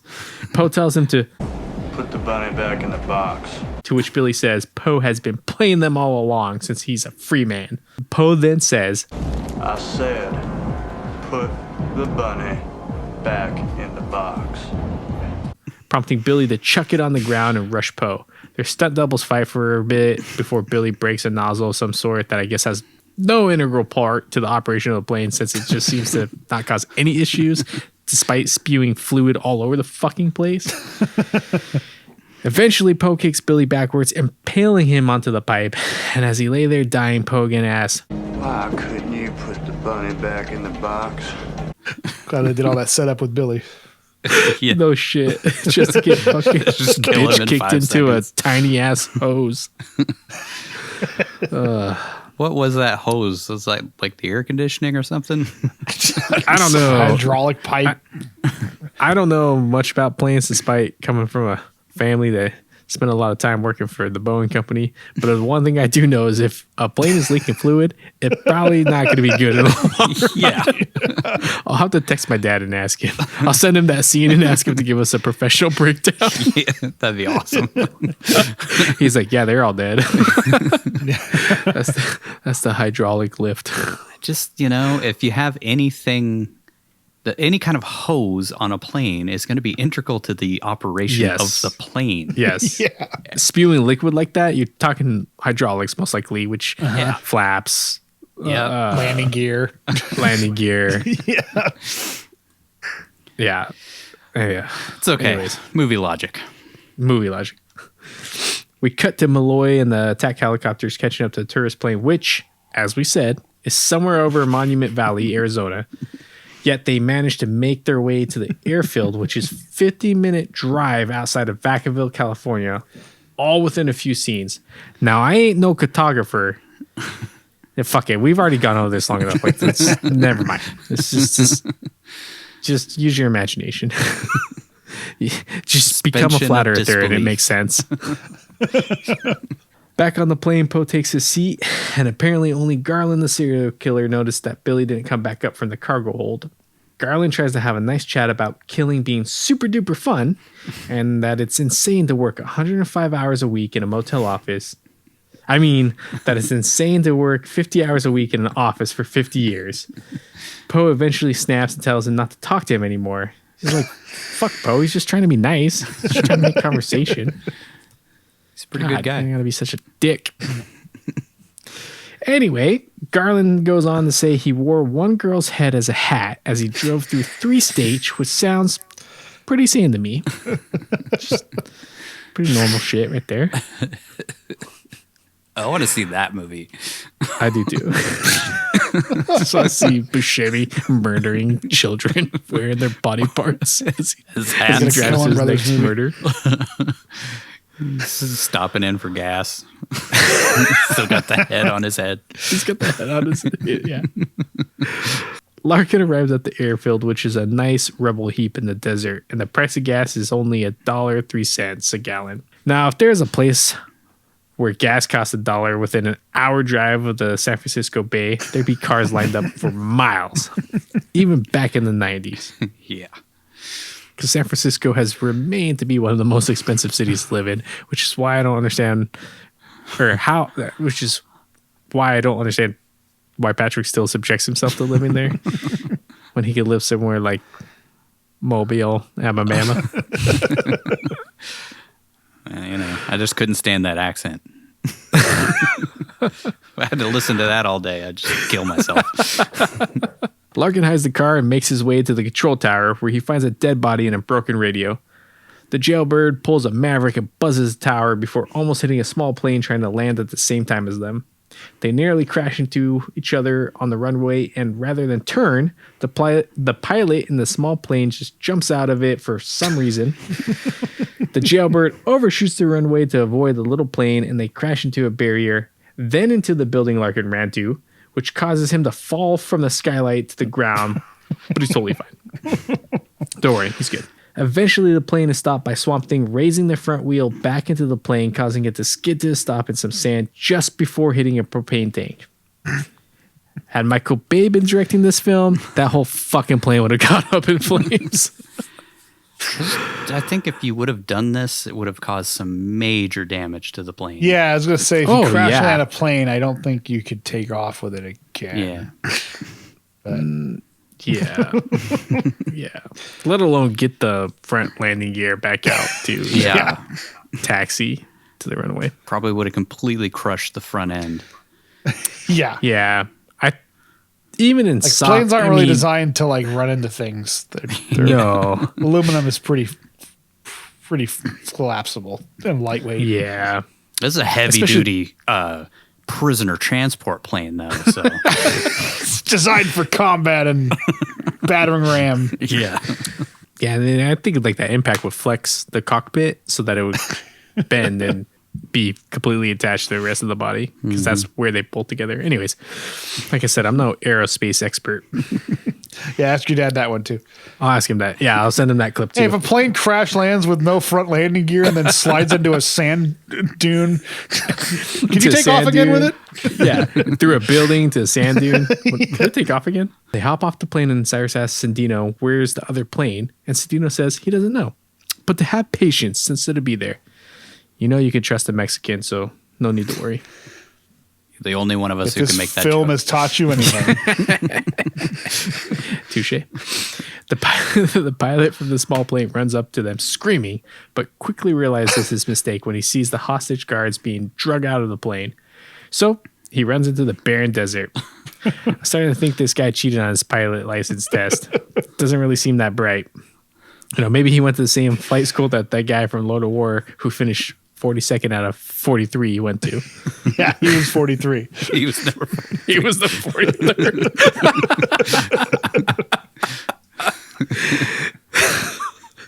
Touche. Poe tries to get Baby-O off the plane so he can get him some insulin, but guard Bishop warns him moving Baby-O could kill him. So Poe says he's not leaving without him or Bishop, and again tries to lift him. Baby-O tells him, Damn it, Poe! Man, it's time to fight. Fuck, hit the fence. I suggest you hit the fence. Next we see Poe fucking a fence, so he must have been a little confused. I know I was by that statement. Hey, what you do in prison, you don't have a lot of things to do when you're in there, so you can either fight, fuck, or hit the fence.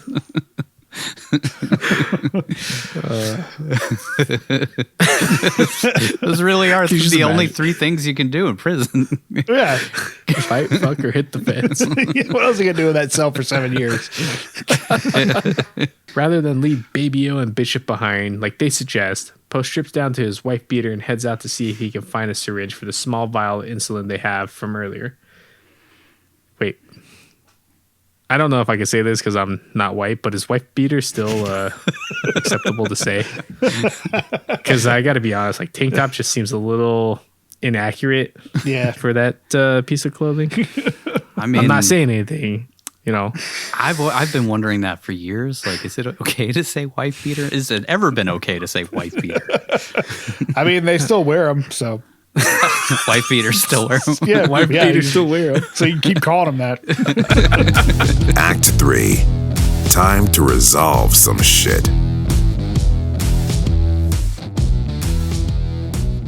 Outside, Poe sees Diamond Dog about to kill the guards, so he intervenes by telling Double D that they're hostages and they'll need them as leverage. When Diamond asks why Poe gives a damn about the guards, Poe kicks the hostages and pretends he wants them dead as well, which convinces Cyrus, who is eavesdropping on the conversation, that they should keep the guards in case Sandino reneges on the deal that they have, becoming pretty obvious that that deal has fallen through already. I think I asked it at some point, but like, how long are they at this freaking airfield? Because it seems like they're there for a really long time. Yeah. So like they're waiting on that jet to show up this entire time. They also say like, when they see the cops coming, they're like, oh, they're about 10 minutes away. Yeah, it's like 45 minutes 25 minutes or something. Yeah.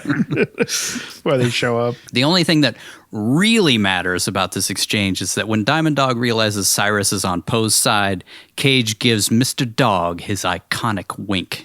And tractor. So get back there and dig the plane out. Object of all of my fantasies. That wink. Also, John Malkovich reads from a thesaurus for a second about his proclivities towards lamenting guards and penal lore or some shit. It's not difficult to surmise how Nathan here feels about killing guards, and my own proclivities are well-known and often lamented facts of penal lore. That was just John Malkovich. Yeah. Yeah. Let me just, off the top of my head, proclivities toward lamenting guards and penal lore. And it's just like, it's so like odd and out of place. Like it's not, he hasn't talked like that once through this whole movie. And then suddenly, okay. Well, like he said, they were rewriting it like every day. Yeah, so maybe true. the character got changed around. I mean, he's a genius. Of course he would talk like that. He decides it's time to switch to plan B, which is to refuel the jailbird so they can fly it to Mexico instead of relying on Sandino, which makes no sense because aren't they meeting up with Sandino's people in Mexico? So like, I guess they can fly it to somewhere in Mexico. Yeah, and then just hope for the best. Yeah. Also, like, once Mexico scans you on radar, they're probably not going to want some unauthorized plane flying into their country. And let me tell you, they're not as understanding with their fighter plane. Mexico is just a lawless wasteland, okay? There is no law. There's nothing. No, they'll shoot your ass out of the sky, dude. I swear that's how everybody thinks about Mexico when they're writing these scripts. It's just like, there is nobody's paying attention to anything down there. It's just chaos. I mean, it is chaos, but they'll shoot not your shit to out of that the sky. It is lawless. The cartels will probably shoot you down first. Yeah. Hey, you running drugs? That's my job. That's my job. Yeah. That's my job. Get out of here. Chindino. Get out of here, Yale they're bird. the ones. Yeah, they're the ones with all the military equipment. So yeah, that's true. Sad but true.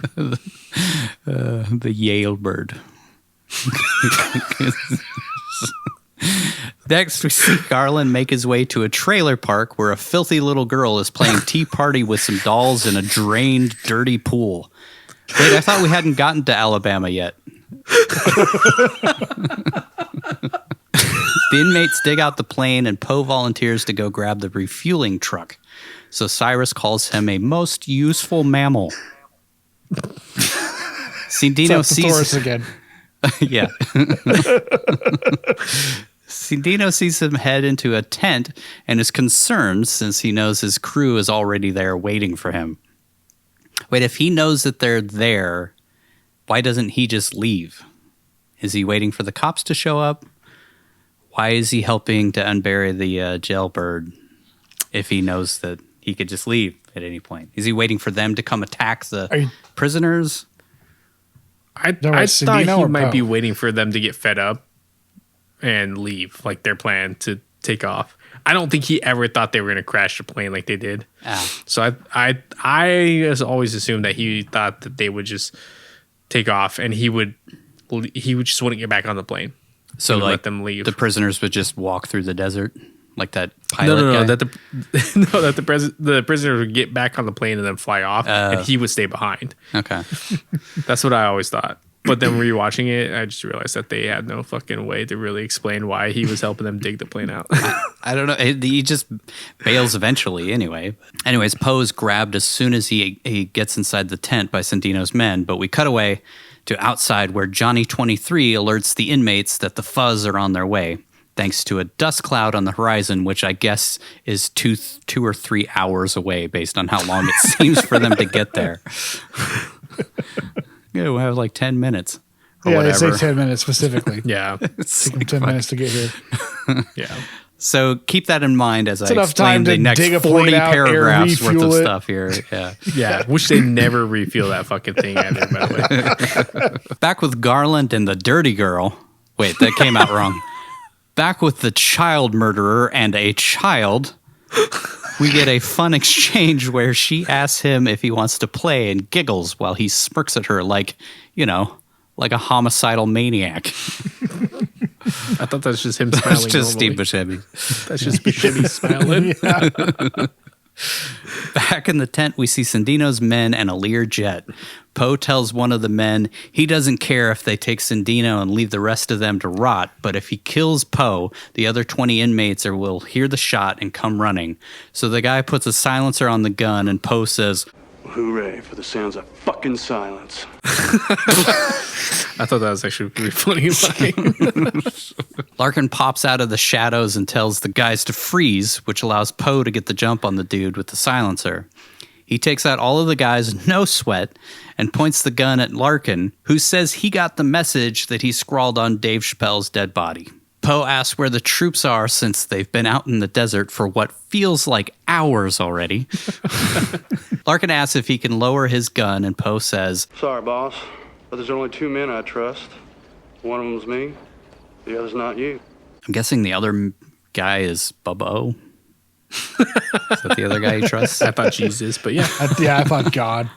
Really? But yeah, it's probably Baby O. Yeah. Mm-hmm. Poe says he needs to get back to the plane, and Larkin asks why. Poe says he can't trade another man's life for his own, so Larkin knows he was right about him all along. When Poe goes to leave, Larkin says he spoke to Poe's wife and kid, and he tells Larkin to tell his wife, I love her. She's my hummingbird, but I couldn't leave a fallen man behind. I've just felt like running. Larkin says He'll tell her, but wants to know what Poe's going to do for him. And he says, What do you think I'm gonna do? I'm gonna save the fucking day. and as he walks away, we see the pilot pop up from inside the plane. So the other 3 guys are just completely incapacitated now. Like, he shot one in the leg, he kicked one in the chest, and he like punched one. So they're all just knocked out. Yeah, because they don't count as kills. He only kills 4 people in this movie. Spoiler alert! But he incapacitated those 3 guys. I mean, to be fair, the dude that got shot in the leg probably bled out because nobody attended to him medically. But we don't count that. Yeah, they just disappeared like they were never there. He punched one in the face, he kicked one, and he shot one in the leg, and therefore all 3 of them are off the board completely from here on out. Yeah. All right. Unless Cusack finished them off. I maybe assumed that Larkin like tied them up and put them in some different part of the hangar, whatever hangar tent that thing was supposed to be, so that nobody would see them. I don't know. He could have. Who knows? Anyways, the prisoners pull the plane out of the sand while D-Dog whips them with a whip for some reason. Like, why is he whipping them? Was that some sort of like? I'm not gonna. Yeah, don't go there. Please don't go there. Nope. Anyways, while this is going on, the cops slowly, very slowly inch their way to the airfield. And so does Malloy in the helicopters. We cut back to Garland and the little girl, where she asks him if he's sick. He says there's no cure for what he has, and rather than chop her head off to wear as a hat, he sings, "He's got the whole world in his hands" with her. And that apparently just cured his mental illness completely, because he's just fine from here on out. Rehabilitated. Yeah, completely. Sandino suddenly bails from helping pull the plane and runs to the tent/hangar thing. Hops on board the jet, which nobody followed him into the, I don't know. He just kind of runs off, and they're like, okay, well, whatever. Yeah. Larkin re-enters the tent just in time. So Larkin re-enters right after that. So I'm guessing he took those other dudes. Maybe that was a cut scene or something. I don't know. It's the only thing that makes sense. I just feel like there has to be an explanation of where those 3 dudes went. I'm going to be perfectly honest. From this point on, I barely remember the movie. It left no impression upon you. Yeah, I really, honestly. Once again, I think we care more about plot points than the writer did. Yeah. Anyways, Larkin re-enters the tent just in time to be blown backwards by an engine firing up and is thrown backwards into a wooden box or something. Next, we see that he's in a coma, and John Travolta has decided to cut his face off and wear it as his own. Oh, wait, no, that was something else. Then he has to go to his high school reunion. That'd be awesome. Oh, my God, I'm an assassin. Oh, my God, I'm in love with Minnie Driver. Oh, my God. That's Minnie Driver. She's a woman. How do you like them apples? How do you like them apples? Oh, jeez. Cyrus and the prisoners spot the jet taking off, and Larkin jumps into a nearby crane that I guess just happened to have the keys in it. He clips the tail of the jet, which sends it into some gas pumps, and when the inmates catch up to the plane, Cyrus takes a cigarette out of Swamp Thing's mouth and tosses it into the gushing gas, causing it to explode after Sandino says, "Sigh," and Cyrus says, "Anara."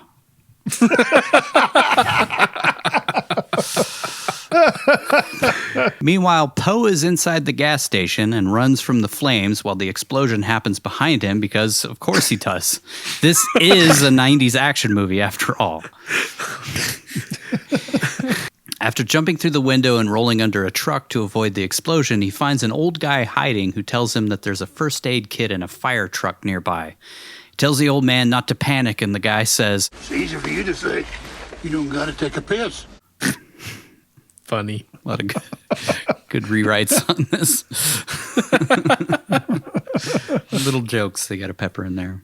I think that was a 90s action thing that wasn't really around so much before Bruckheimer. I think they threw little jokes into the action. The cheesy jokes, yeah. That was like the Bruckheimer recipe. Like action has to happen so many beats. There has to be a joke every so many beats. Yeah. Has to be a slow-mo scene every so many beats. Has to be dead bodies falling on cars. Yeah. The inmates pull the huge stockpile of guns from the plane's cargo hold, and Cyrus spots Billy's dead body. So the cargo hold that had the prisoner's stuff in it was like easily accessible from inside the plane, but the guns, you had to be outside of the plane and open up a door from the outside to get to them. Is that right? Which doesn't make sense because wasn't the whole point to have them accessible to the guards if they ever needed them? Well, I think they want to make sure that the plane itself was supposed to be like a prison. So like no guns. So then why the fuck have the guns on there in the first place? Like the rifles on there. So this scene can happen. In case there's a plane prison break? Why in the fuck do they have grenade launchers? Touche. Yeah, in case the prisoners get out of hand, you shoot grenades at them.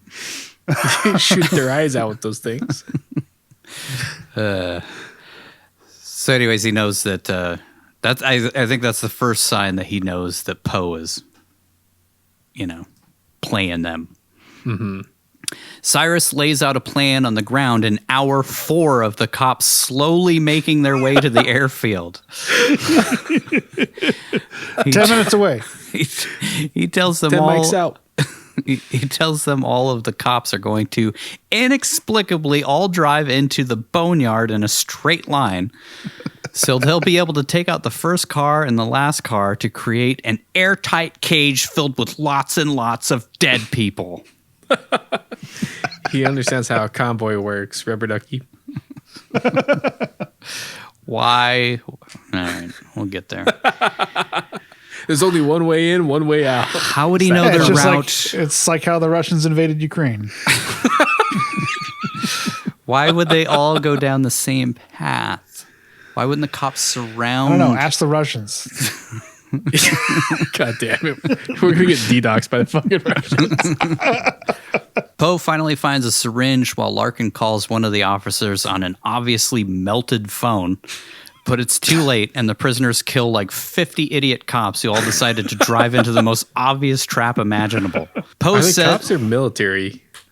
I don't know. That's like the one thing that confuses me. I've never seen SWAT guys in fucking camo like that. Yeah, camo.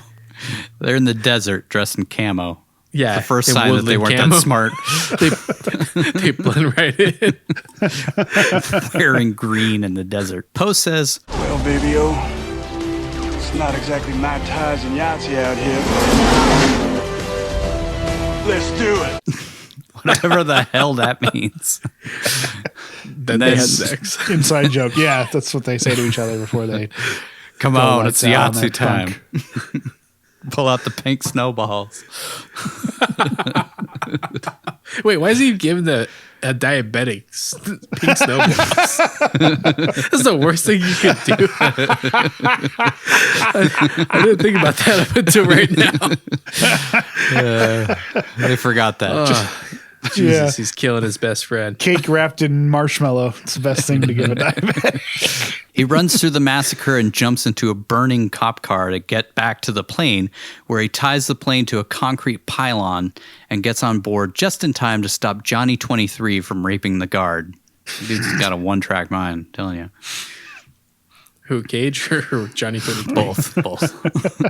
Yeah, both. He bashes Johnny's head against a cage while saying, "Don't treat women like that." Larkin drives a big truck with a plow on the front of it through the melee, saving at least a few of the moron cops from the prisoners. Why is there a plow and they're in the desert? Got to plow that sand every once in a while. Yeah, you got to plow that sand, dude. Just ask the sand people. The inmates retreat to the plane just as the attack helicopters show up 10 hours later. All of the surviving prisoners, as well as Garland for some reason, jump back on board as Poe gives Baby-O his shot. You know what I mean? Giving him the shot. The flesh shot. Giving him the Yahtzee. Penicillin. He tells Bubba and Bishop to get ready to move, but before they can deboard, the plane takes off. When you know it, stuck with these guys again. Cyrus notices they're tied up, so he and another guy shoot the concrete pylon until it crumbles. The rope ends up swishing around until it coincidentally grabs hold of Malloy's Corvette, and they take off with it dragging behind them. Video game physics. Yeah.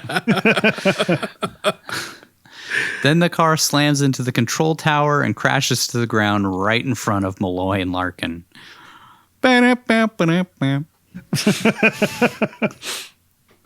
Malloy freaks out, but they all jump into the helicopters and take chase after the jailbird. And as they fly over the trailer park, we see that Garland didn't rape and murder that little girl. See, he's not such a bad guy. He's a good guy. Because we see like a broken teacup. I don't know. Resigning himself to being incarcerated, maybe. Like that's like I need help. But then he just escapes anyway. He's into the group thing. He's finally part of a group. Yeah, he's got some friends now. He's got friends. That's all he needed, you know. He's got friends in He's the real hero. He can't leave man behind. He just saw it as an opportunity to murder some more people. Kill all those people on the plane. He'll only murder. Oh man, if I get to Mexico, think how many people. There's just like no authorities there whatsoever. Oh god, it's just a lawless wasteland down there. Back in the cargo hold, Diamond Dog goes through Poe's stuff for some reason, and after finding the letter from Poe's daughter, he gives it to Cyrus, who cuts off "Sweet Home Alabama," which is playing on the plane. And lays out all of the things a traitor did to alert the authorities and stop the plane from taking off. Why are they playing Sweet Home Alabama if they're not going to Alabama? Because he's from Alabama. Okay. Yeah, he's heading home. He's headed home. But they should have played Freebird. Yeah. That would have made more sense. Much better would have made a lot more sense. Maybe they just had a tape and that was the... Maybe it was in Poe's box. Luggage, yes. Sweet Home Alabama. Yeah. That's all right. A good point. There we go. Oh, yeah, seeing they got cut. I could see that actually being a thing in there. Yeah, that's possible. Don't they make, isn't it Garland that makes a joke about, or who is it that makes a joke about playing Freebird? Plane full of idiots. Why are you playing Skinner? Skinner, most of Skinner died in a plane crash. The good But then they just kept performing for 30 years after that, too. The bad part. I think they're still performing. He tries to flush Poe out by threatening to kill guard Bishop, but Baby-O says he did it. Baby-O says, "Pretty clever, right?" So Cyrus shoots him in the stomach and says, "No." Jesus! No, that's clever. Which wasn't clever at all, really. She's not very smart. He's a genius. He's a genius. Killed more people than cancer. Cyrus reads the letter from Poe's daughter, then pulls out the bunny he bought her and says, "Make a move and the bunny gets it." It's my favorite lyric from Run the Jewels. Larkin and Malloy arrive on the scene, prompting Cyrus to just start blasting his pistol at the heavily armored attack helicopters, which is even less clever than saying you're clever for shooting a guy in the stomach. Malloy tells his pilot to fire on the plane, which makes Larkin freak out, since I guess it's better to let these guys fly a plane into a heavily populated city rather than take it out over the desert, since there might be a couple of good guys still on board. How does he know that Poe and Bishop and all of them got back onto the plane? He doesn't. He doesn't. At all. But they might be. They might be. They might be, though. It's just really, I don't know. It's a dumb reason to not shoot them. They would have shot that plane down for sure. Yeah. They're not even going to listen to him. He's just some random, what is he, a U.S. Marshal or something? He's a marshal, yeah. Like he's like commands everybody. Mm-hmm. Bubba says, I want to go home. To a guy who sounds exactly like Forrest Gump, who also happened to be from Alabama. But in this case, Baby O doesn't die right there by that river in Vietnam. But he still makes a promise that they'll start that shrimping company. Yeah.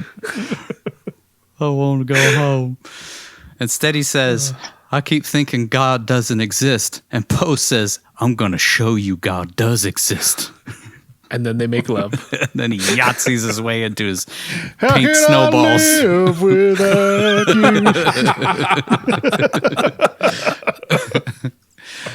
Anyways, he Everybody looks on in horror as he starts having sex with the mortally wounded guy on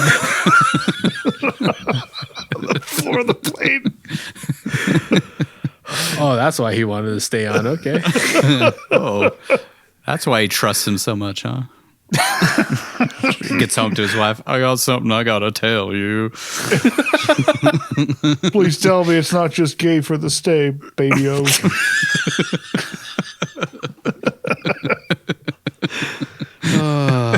Fuck.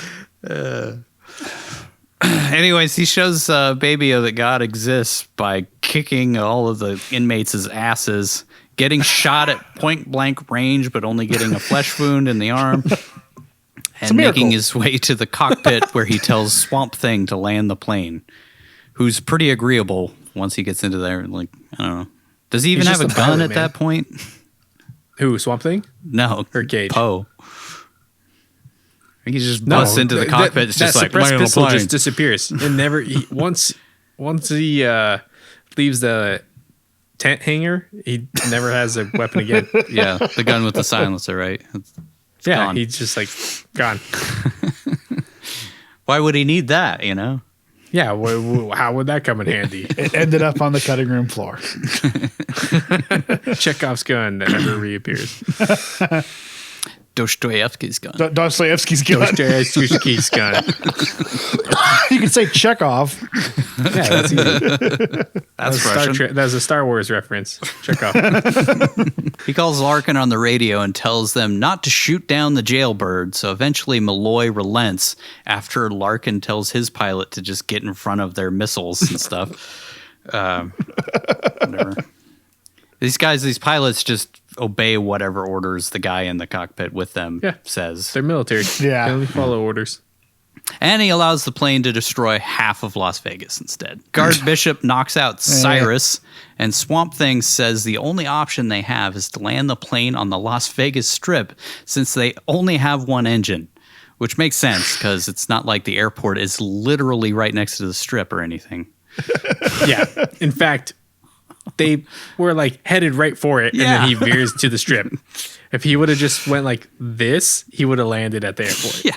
Or the tourist part of the airport where all the helicopter tours go out of. You got to land in the cool part of Las Vegas so that it can be in the movie. And then like he like loops around and lands in Fremont somehow. Yeah. Somehow like, lands in the You Fremont literally experience. flew over Fremont, so you had to turn around to come back to Fremont? Yep. You could have got to the airport.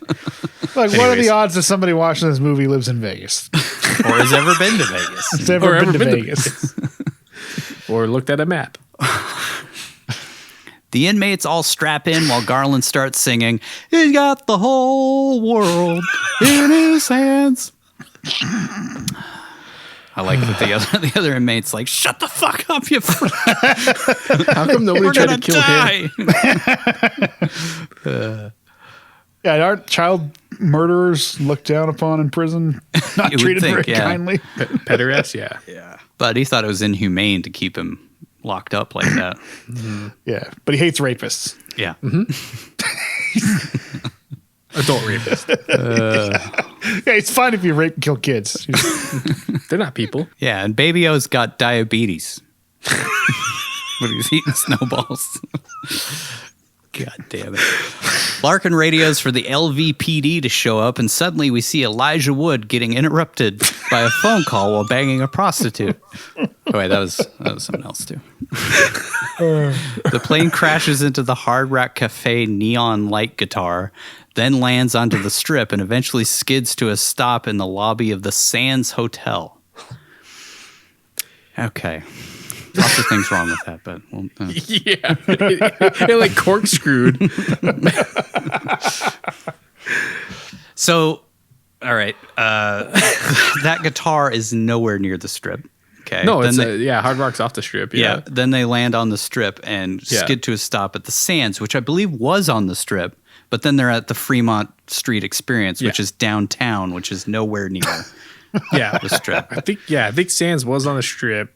Yeah. Closer to because Fremont, it was Dean Martin and the Rat Pack all played there on the Strip, and that was part of what actually made the Strip popular. Yeah, it's old. It's like an old Strip. I think that was like the end of the old Strip was Sands before they started building everything down by the airport. So if that's how they flew in, then what they're telling us is they literally flew over the fucking airport to crash land in Fremont. He also they fly right over the stratosphere, which is closer to the Fremont Street Experience than where they actually landed.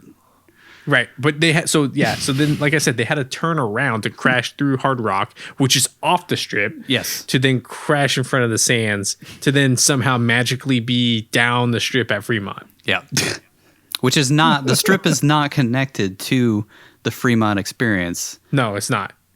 Or downtown at all. Yeah, the Strip technically now ends like people. What did my buddy say? Most people consider it ends at. God, what are those new? I would say the buildings stratosphere is where it ends. Yeah, that's like the. That's the downtown Strip, end. but like most people consider like the Aria and that shit being like the end of the Strip.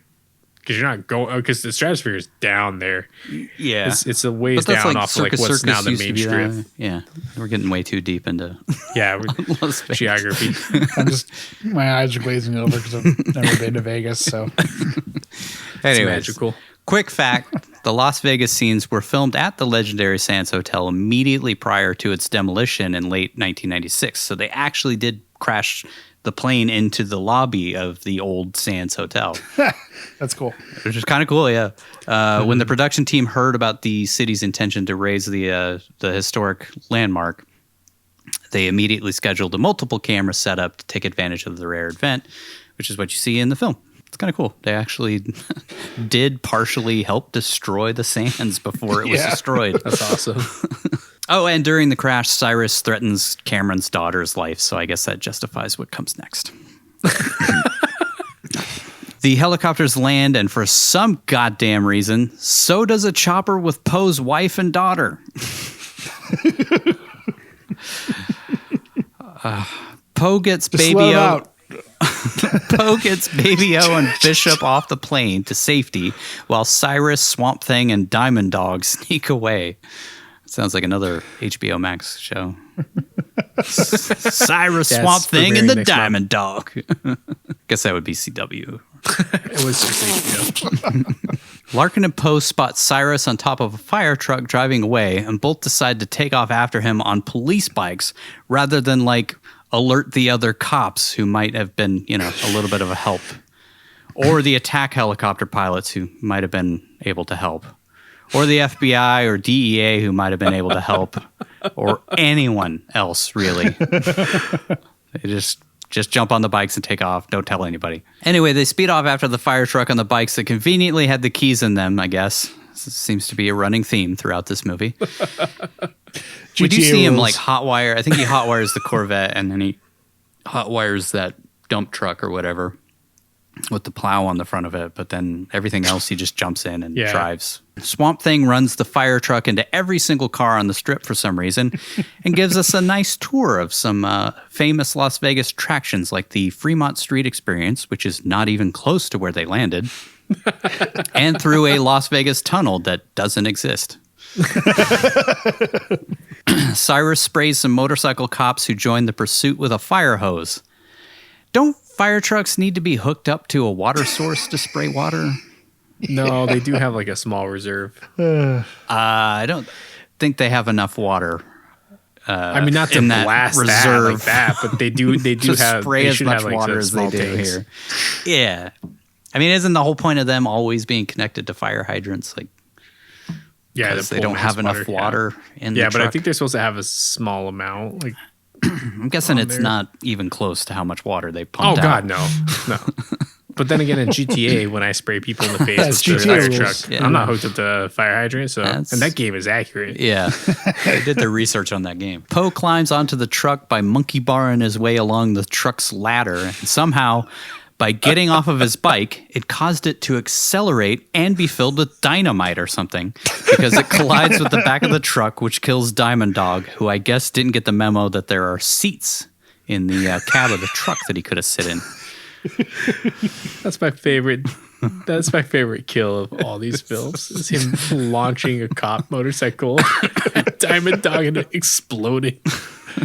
And then as you look at the camera and say roadkill. Cyrus tries to shake Poe from the truck by stabbing at him with a hook of some sort, but Poe manages to grab it, break it in half, and stab Cyrus in the leg while still holding onto the ladder with an arm that he was shot in earlier. That's a real man right there. Also, the angle he stabs him at, it makes absolutely no sense. I mean, like, he would have to have climbed up and then stabbed in. Like, it's like stabbed straight through the side of his leg. Anyways, best not to think of these things. Cyrus pulls the stick out of his leg, which went all the way through one side and out the other, but stands up like nothing even happened. There's no ligaments or anything in there. Yeah. Larkin jumps on the truck and uses an axe to cut through the roof of the cab while he tells Swamp Thing to pull over. Sure, here you go. He slams into a bunch of shit. I don't think that, that's how cars work. Like, if you slam into some shit, I don't think that they would just keep going forever. GTA like physics. That. Yeah. Poe knocks Cyrus down and says, You ain't getting near my daughter. Buckle up. as he handcuffs him to the ladder. Larkin puts a hose through the hole in the cab and turns on the water while Poe raises the ladder with Cyrus on it, causing him to be slammed into an above-street alley or walkway, which is a pretty sadistic way to kill a guy from a reformed convict who never actually meant to hurt anybody. But he didn't kill him, so it's okay. Yeah. Cyrus flies through the other side of the walkway onto some power lines that I guess were directly behind the walkway. Then he falls into a construction zone, which I guess was under the walkway. And eventually he is somehow on a conveyor belt and has his head smashed by a rock crusher. He was magically not handcuffed to the Yeah. to His the arm ladder didn't rip anymore, and he off or didn't anything. lose Yeah. either of his hands. Yeah. He jimmied that lock with the nail in his toothpick other or hand. something. Get the nail in the head, yeah. Some real fucking Looney Tunes shit going on in this scene. Even more than Raising Arizona, which had like actual Looney Tunes shit. Yeah. Yeah, actual shit. While all this is going on, Larkin and Poe jumped off the fire truck before it crashed into a conveniently stalled armored car in the middle of the road, which caused tons of money to fly into the air and a crowd of Vegas gamblers to gather and steal it. Also, the truck crashing must have opened up a portal because they're somehow back at the Fremont Street Experience and nowhere near where the armored car was parked.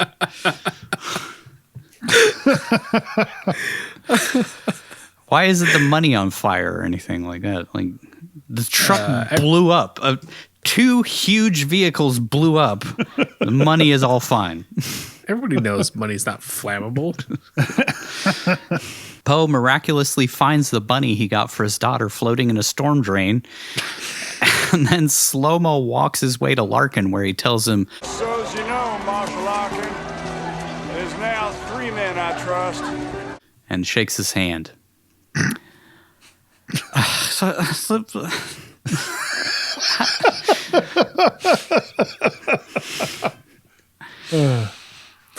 How in the fuck would he find that bunny?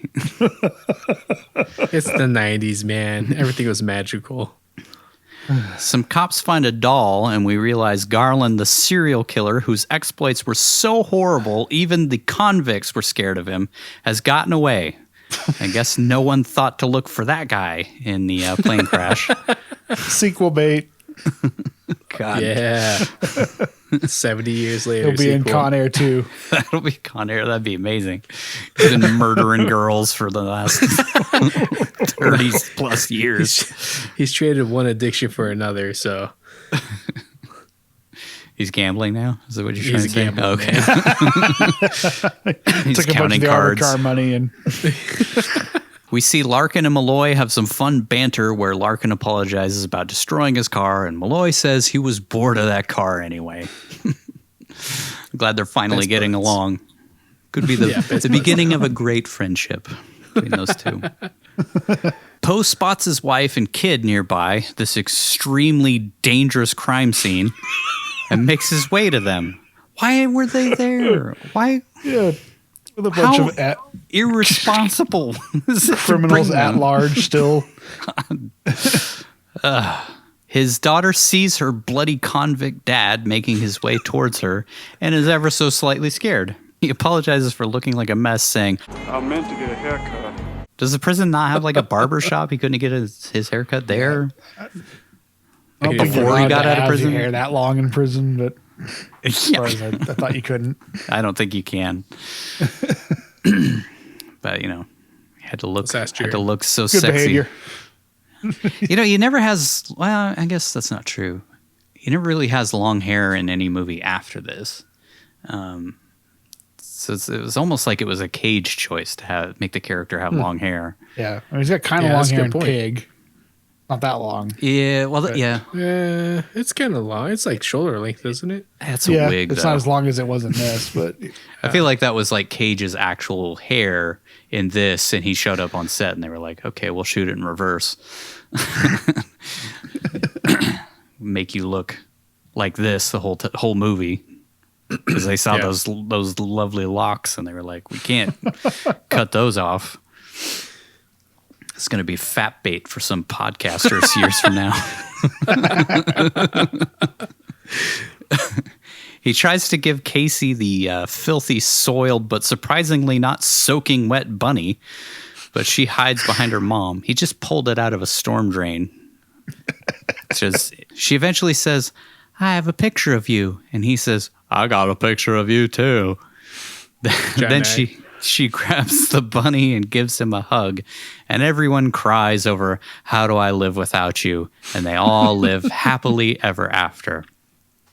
Quick fact, the song How Do I Live was nominated for both an Oscar as Best Original Song and a Razzie as Worst Original Song.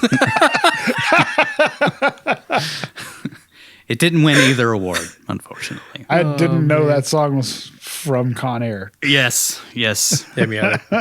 Although it's been replaced with Massive Talent for me now. Anytime I hear that, I just think of the opening scene in Massive Talent. Yeah. This movie did win an Oscar, I think for like cinematography or editing or something. It did win one Oscar. Best sound mixing. Best sound mixing. Okay. Which, yeah, sure. I guess sure. it's All right. I almost forgot. We see Garland in the casino gambling, sipping Mai Tais. Fun way to end the movie with a homicidal maniac on the loose having a great time. But it's cool because he didn't kill that little girl, so I guess he's completely reformed now. Wasn't that the end of Silence of the Lambs? Hannibal's like hanging out in South America on a beach or something. Yeah. It's all good. He was the good guy the whole time. The end. That's how our movie ends. I know what you're thinking. Now that season 2 of One Cage at a Time is over, how the hell will I fill the cavernous void of time I usually spend listening to the most unnecessarily long and overly detailed Nicolas Cage podcast on the internet? Well, you could play the first 2 seasons on repeat until season 3 premieres, or I guess you could head over to Libro.fm and sign up for a subscription for just $14.99 a month and choose from over 250,000 audiobooks, including bestsellers. The thing I love about Libro.fm is that you can choose exactly which bookstore you want the money to go to, giving you the power to keep money within your local economy, create jobs, and make a difference in your community. And if you're watching or listening to this in the US or Canada, you can get 2 audiobooks for the price of 1 with your first month of membership on Libro.fm by using our coupon code CAGE at checkout.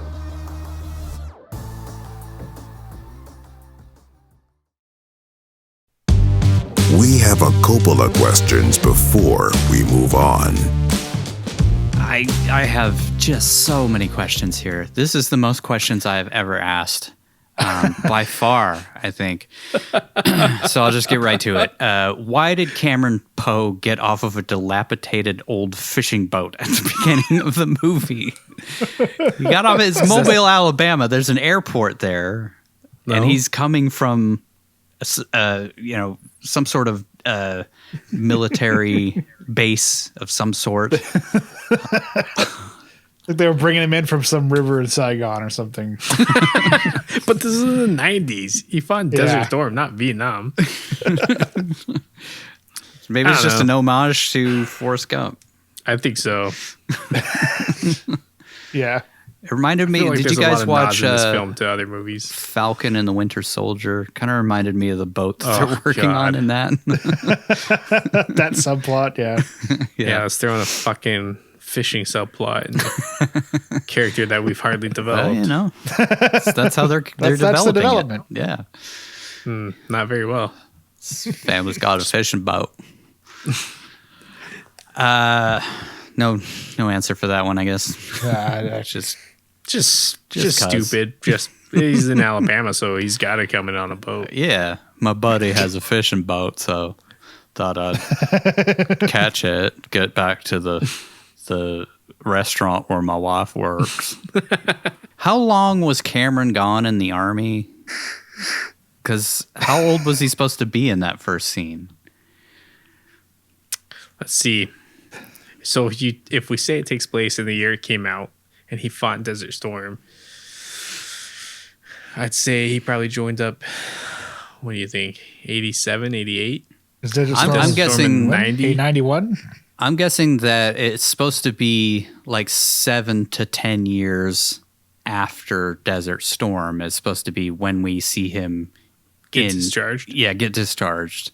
Could be, yeah. So, because I'm assuming that he was either on leave or he was discharged after like 90, 91. He would have been. He had to be discharged because if he would have had that incident when he was in, he would have gone in front of a military court and they would have handled everything there. So he would have gone to the brig instead of being released to a civilian prison.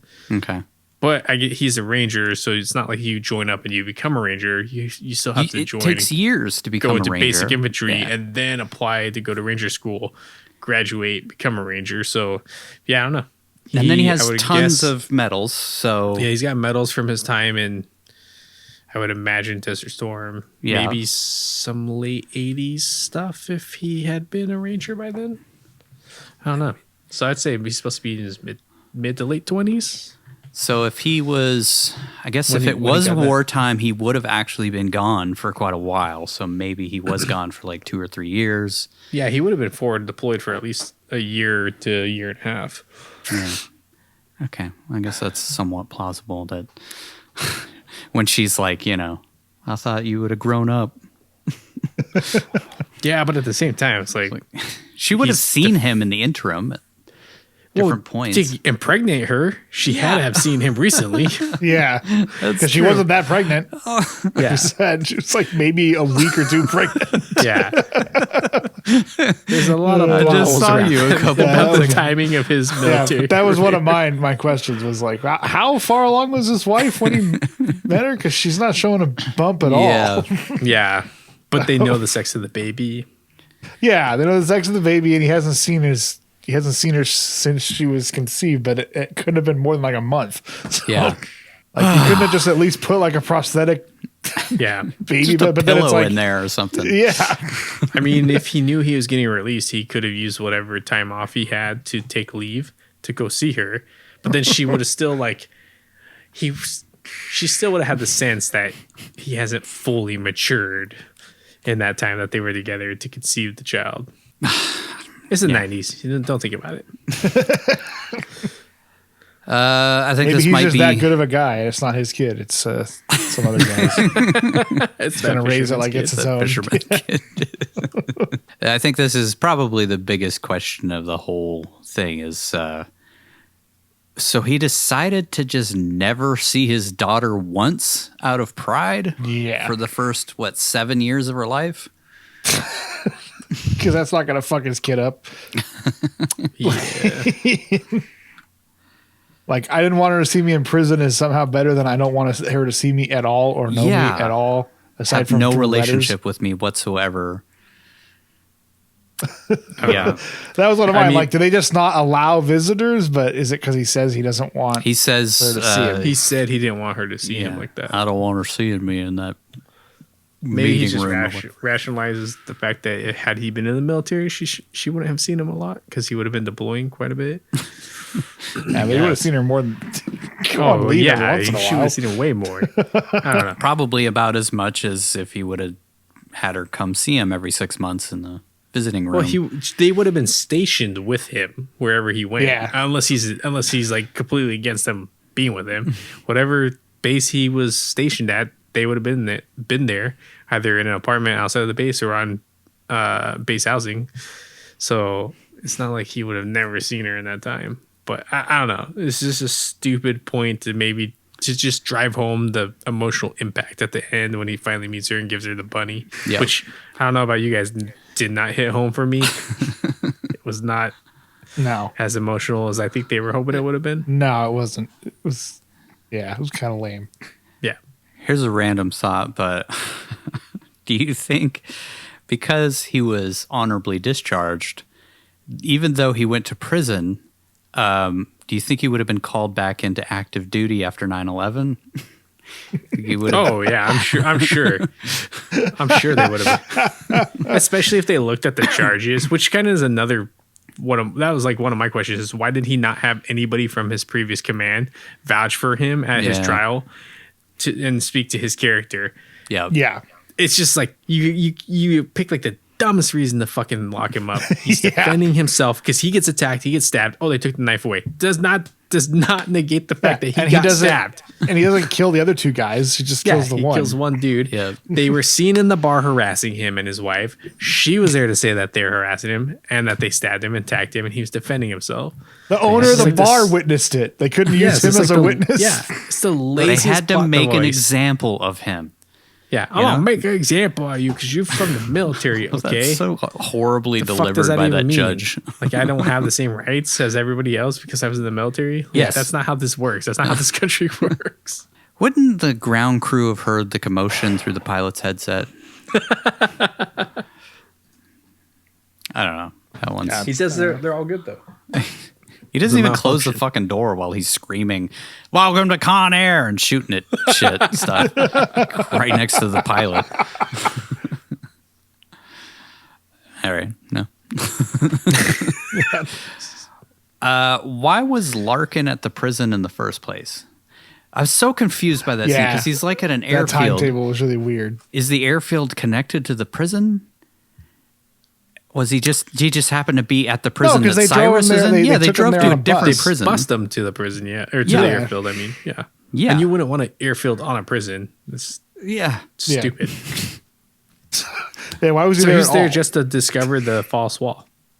Yeah. Yes. Which why, Convenience. for such a genius, why did Cyrus leave all of that evidence there in the cell that they would undoubtedly find when the next person came into the cell and probably fucked around and found it? Yeah. Like maybe because he couldn't destroy it without arousing more suspicion, but I guess. I think he tear it up a little bit at a time and flush it down the toilet or whatever. You know? Yeah, he was smart enough to create a false wall, not smart enough to dispose Yeah, of and a evidence. cipher and use all And of a that cipher, stuff. How did he communicate the cipher idea to the people in Carson City? Like, I think they communicated it to him. Yeah. so they like How? sent him the Don't know.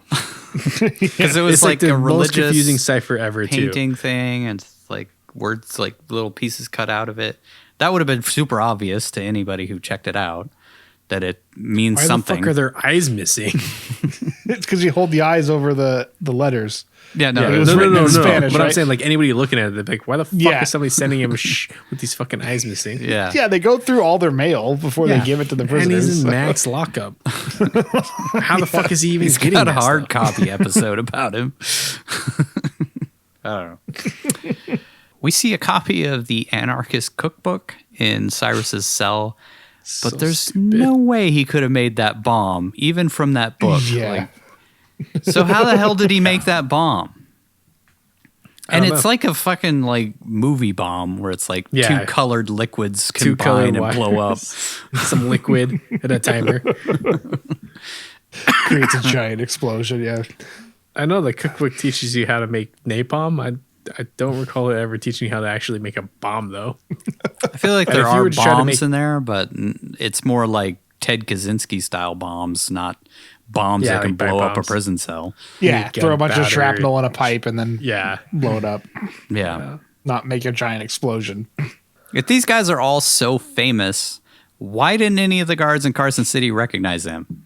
Because they had COVID face They had, masks on. they takes had it masks off. on and then goggles. Yeah, but then he had see it. goggles on and a hat.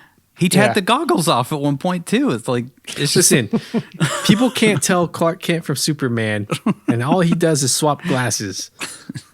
Okay, it's like confusing. wouldn't they have been prepped and told about these prisoners, like pictures of all the prisoners? No, they're all incompetent. Yeah, the dude gets out of his cop car and walks right up to him without even like having his fucking gun at the ready. It's tucked in his back pocket. This is why think that those dude's gonna marshals recognize a didn't prisoner? want anything to do with this movie. Is this kind of shit right here? Yeah, But it's the only reason this plot works is because they're the stupidest Completely PRs. incompetent. Yeah. DEA, Yeah. FBI, marshals, all dumb. We kind of asked this in the moment, but how did Cyrus know who Malloy was? He just studies up on Maybe. every single police officer or DEA agent. I figured they had maybe some past history Maybe or something. And he knew him. But why? He's not. He has no connection to Yeah. I guess Drugs. that doesn't make sense. screaming in the background about the dead agent. So maybe that's Yeah, how he maybe. draws the connection. He's a genius. He's a genius. That's true. Yeah, He has killed that's- more men than cancer. That's true. How did Billy know which box in the cargo holds was Poe's? I guess we kind of answered that because Yeah, it's they were probably probably all written on labeled. there somewhere. They had names on them. Yeah. How did Larkin start Malloy's Corvette? Did he leave the keys in there? We didn't actually see that hot wiring, I guess, because I wouldn't have asked the He's question. just on the road with it, right? Yeah. Well, I don't know. Maybe Momoa left the keys in there because he's just an arrogant asshole. yeah. I mean, to be fair, it's at a secure airfield, so why would Yeah. you not? I mean, no matter how secure I feel, I take my keys with me everywhere. Well, yeah, Yeah. me too, because I'm not an idiot. But it was the 90s. It's less crime, less homeless. How long were they at Lerner Airfield? Because it felt like they were there for hours. They were Yeah. at Lenore for a long That- time. I hate that whole section of the movie. Like it just Yeah, it's it just bad. derails everything, and then it totally throws the pacing all off. And there's a bunch of confusing nonsense. It's just there because they needed an action scene Yeah. in some Mad Max esque looking junkyard / airfield / gas station / diner or something. / mobile park. Yeah, it just had next to an RV park with Yeah. an empty pool that kids just hang out in doing tea party. I don't know. Just like it was just Walkable a distance from the random airport there. mishmash of Yeah. things they needed to shoot scenes in and called it an airfield. I don't know. I guess they wrote themselves into a corner by putting it all on an airplane.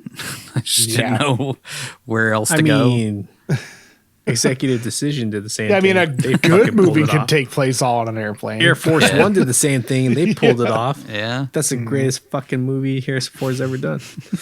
Passenger 57. Touche. Said that one earlier. United 93. Snakes on a plane. 1993. Snakes on a plane. Airplane. Airplane. Oh my God, airplane. Yeah. How did the inmates know about the stockpile of guns in the cargo hold?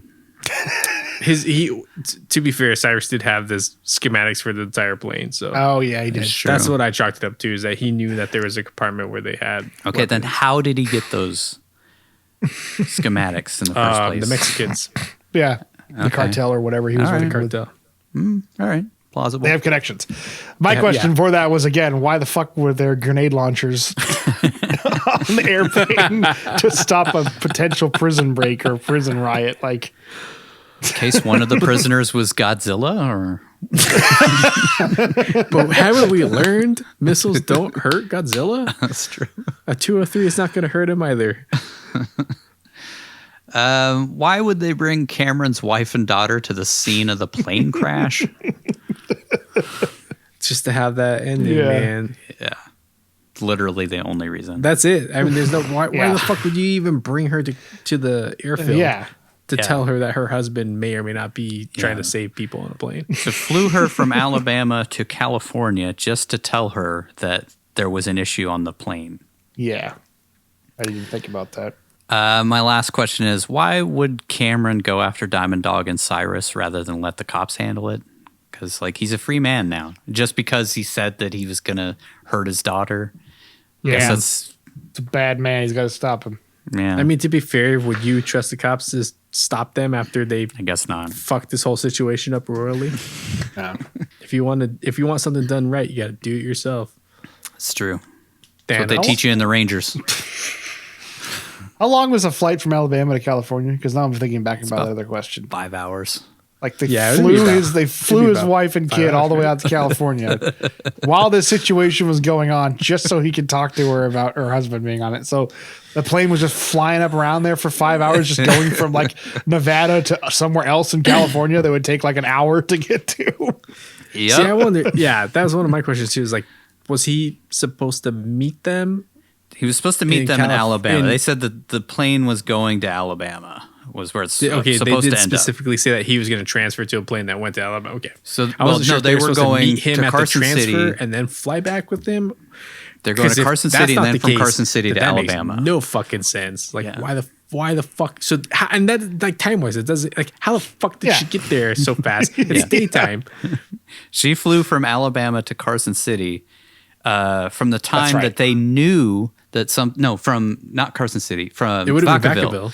So from the time that they knew that there was an issue on the plane, they flew her to California. at least 4 hours. And then flew her to Vegas. And that's if she could get a direct flight from Alabama to Vacaville. I mean, maybe they put her on like some sort of express military plane. Yeah. But still, it's not like they can fly faster. Unless they put her in a jet or something. On one of the British Airways planes. The Super Concorde. The Concorde, yeah. Just for something that could have been a phone call. Yeah. Well, they didn't have phones back in those days. Yeah. We already talked about it, but like it really only took 10 minutes for the cops to reach the boneyard when you could see them in the distance. Yeah. The movie goes on for another 20 minutes, 25 minutes. Yeah, it took way longer than 10 minutes. Dug out why the would you go out of entire your way to plane. even say that? Why not just put that part a little bit further into the... They dug out the entire plane, had that exchange where Sandino went and got the plane, brought the plane out, it blew up. Then they mapped out the plan on the ground. Yep. And then they all got into position and got all of the weapons, got all of the propane tanks set up so that they could blow up the cars. All of that. 10 minutes. Yeah. I feel like it would take 10 minutes just to walk from where they were when they saw the cops coming in back to the airplane, wherever it crashed. Would have taken at least 10 minutes for Steve Buscemi to get to that trailer park. Yeah, he had like a 2-hour conversation with that little girl. Yeah. How the fuck did that all play out? And then he gets back to the plane in time to reboard before takeoff. Why did he get back on the plane? Yeah. I think it was more like maybe he knows he can't be stopped, so he needs to be. Yeah. He wants to, but then he was just turn himself in. Doesn't like he needs to get back on the plane. Why does he leave at the end? I don't know. If he feels like he needs to be imprisoned. Because we needed to see him in Vegas. Jesus. 58%. That's why. Why is he in the movie? Why is that character in the movie at all? He doesn't do anything. You get an actor of his caliber, you don't say no. I guess that's true. You write a role for him. Bruckheimer already had him on payroll for Armageddon. Yeah. Like, just throw him in this one. Throw him in this one. Let's warm him up. It's time for the trackers. That leads us over to the trackers. Nigel, you want to hit us with the old curse tracker? Yeah, this is a R-rated film. So, but surprisingly, light on curses from Nic Cage. Maybe he's to an show Army that he's Ranger, a good. you know? Yeah. What's that? Because he's an Army Ranger. He's a good guy. He's an honorable man. He doesn't swear all that much. He says, which one was it? He says, shit 3 times. And Jesus once, which I don't remember the context of that. And he says, fuck a total of 3 times. So there's only 7 total curses. That's 5. 7. 7 total curses in this movie, which brings us up to a grand total across both these seasons of 583 curses. So 2 seasons in. I wonder how much we'll end up at. Yeah. I'm guessing at least like 2,500. We are only 30% of the way through Nic Cage's entire catalog. We have a long ways to go.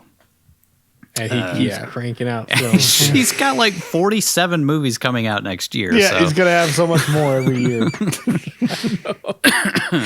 It'll be like that old parable of like Achilles and the tortoise or whatever, where he's like, we catch up and then he's moved on, and we catch up and he's moved on. Never reach him. Figuring Sisyphus, just keep pushing that rock up the hill. That too. Every time we need a rest, the rock just rolls back down in between seasons. Runtime, this had a grand total of 115 minutes, which is nice and tidy. Felt like this one actually had pretty good pacing compared to some of the other ones where I felt like they were a little draggy, especially in these action movies like Face Off. It was 139 minutes. Ghost Rider Spirit of Vengeance. That one was one of the shortest ones, and it still felt way like too long. So long. It felt like the longest movie we've ever done. God. Puts us kind of somewhere in the middle, just under Matchstick Men and just above Color Out of Space. Nudity tracker, there was none. This was an R-rated movie, but no nudity. So it's all violence and cursing for this one. State and country tracker, we did add a state just momentarily. We were in Alabama, but also California, Nevada, technically Utah and Arizona, I guess if you want to count those flying scenes. But he wasn't there. But he wasn't there. No. So that brings us up to a grand total of 16 states now. Slowly making our way through. I guess 30% through, 16 states. Right on target. I doubt we're going to hit all the states, but I wonder, maybe there's like a road trip movie where he hits like 5 or 6 and we can check off a bunch. But that's right. Budget versus gross. So this was a $75 million budget and a $224 million gross. Which brings our grand total up to $922.6 million on the budget, and we are just short of $2 billion, 1.982 on the grand total. In there, man. That's another one I'm wondering, like, where are we going to end up on that number? There are a lot of no budget, no gross movies, which we tackled a lot of in the first season. We didn't really this season, but I think next season we have a few more in the mix. Haven't fully finalized what we're going to do next year. We might keep it a little short next year since post-pandemic it's a little hard to juggle the show and everything else that is actually happening again. So yeah, there's that whole more complicated. Nigel having another baby, which I don't think we have formally announced on the show, but Nigel's having a second little Nigel. Yeah.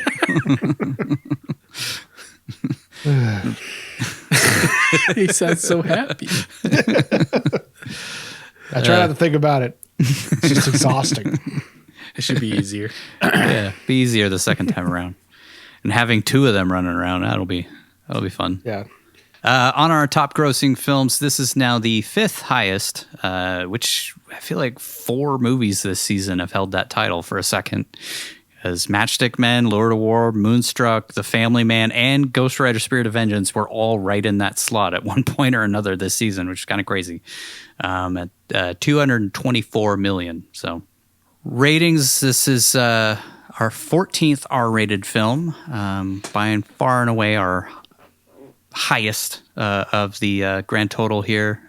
Since it's the season finale, I'll go over it. So 2 PGs, 8 PG-13s, 14 R-rateds, and 6 unrateds.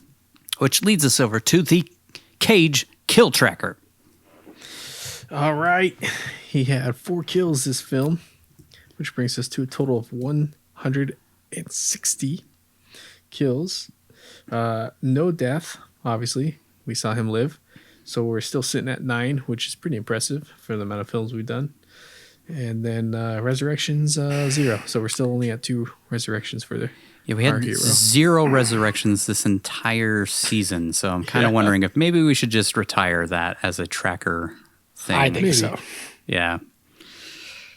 Just call it out in special instances. Yeah, I think you're right. Yeah. If he does get resurrected, we'll mention it. But otherwise, it's pointless because we've had 2 out of how many films now? 30. Yeah. Yeah. So, what did you think? Let's rank this film on the Cageometer. All right, that leads us over to the most important question of the episode. I want to formally announce that we are officially retiring the chalkboard on the Cageometer because we have completely run out of room. Too long. Yeah. So next season, you'll see something else there, but chalkboard is out. Yeah. I was wondering when you were going to retire that. Yeah. I've had to scrunch the names a few times. So it's time. Yeah. It's got to be retired. So next season, you'll see something else.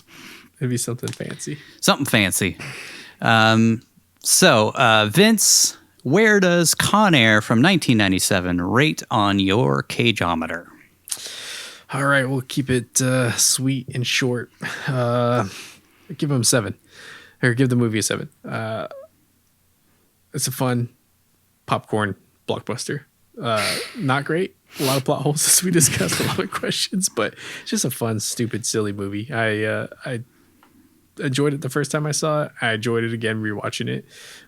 Like you said, pacing is pretty decent. The third act does, with the timing of everything at the airfield, get a little murky, but I still thought it was paced a lot better than some of the other films we watched.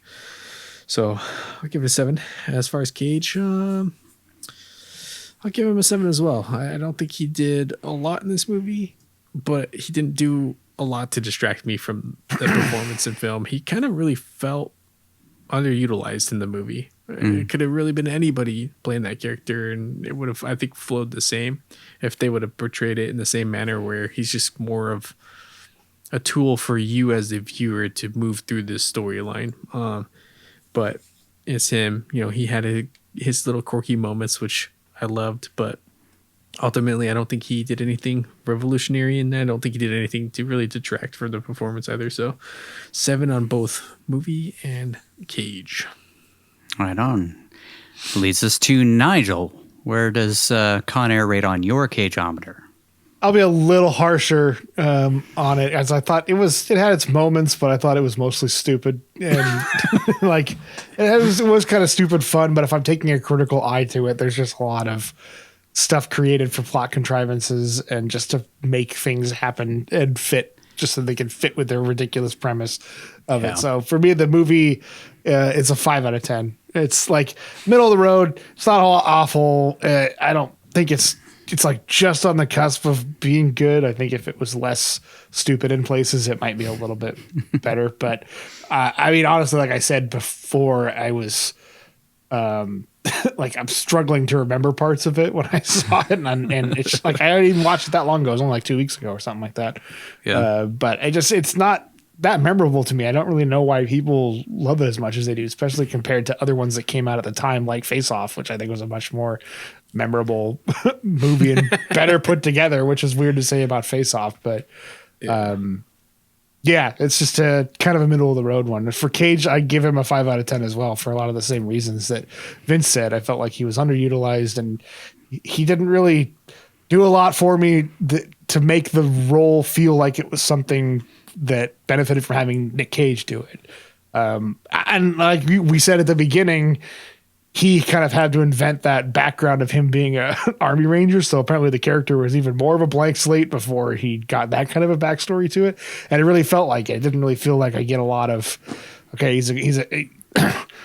our understanding of him is he's a good guy. He respects women and he's not a criminal. And that's basically it. And he can kill people or he's a badass. And that's basically all we're given at the beginning. And that's all we get throughout the whole movie. And aside from having like the glorious mane, it doesn't really just really do much to stand out. I thought his accent was kind of distracting and was bad. And hey, he went to Alabama to study the people. Yeah, I find that weird. It pulled me out of it. Like, why does he have to do an accent? It would have maybe been a little bit better if he was just allowed to be more of a natural speaking voice for him. But so he could say things like hummingbird. And stuff like that. Yeah. So yeah, it's a performance that didn't really do much for me. It's not that memorable. I don't know why this is one of those movies that people kind of chalk up as one of their favorites. You know, it's not as what's the word I'm trying to say? It doesn't have as much impact as other ones, especially from that time period that he did. I think it's on the lower end of the trilogy, I guess, if we're going to call it that. With Con I would say Air, this is the Face-Off, weakest and of the trilogy. Yeah. Yeah. If you're calling it a trilogy, but. And it did feel like he was a secondary character for a lot of the movie, which is bizarre because he's the protagonist, but it feels like a lot of the stuff happens with him off without him being involved. There's just a lot of other things going on and they just bring him in to do some badass stuff every once in a while. But yeah, it doesn't really feel like the movie earns it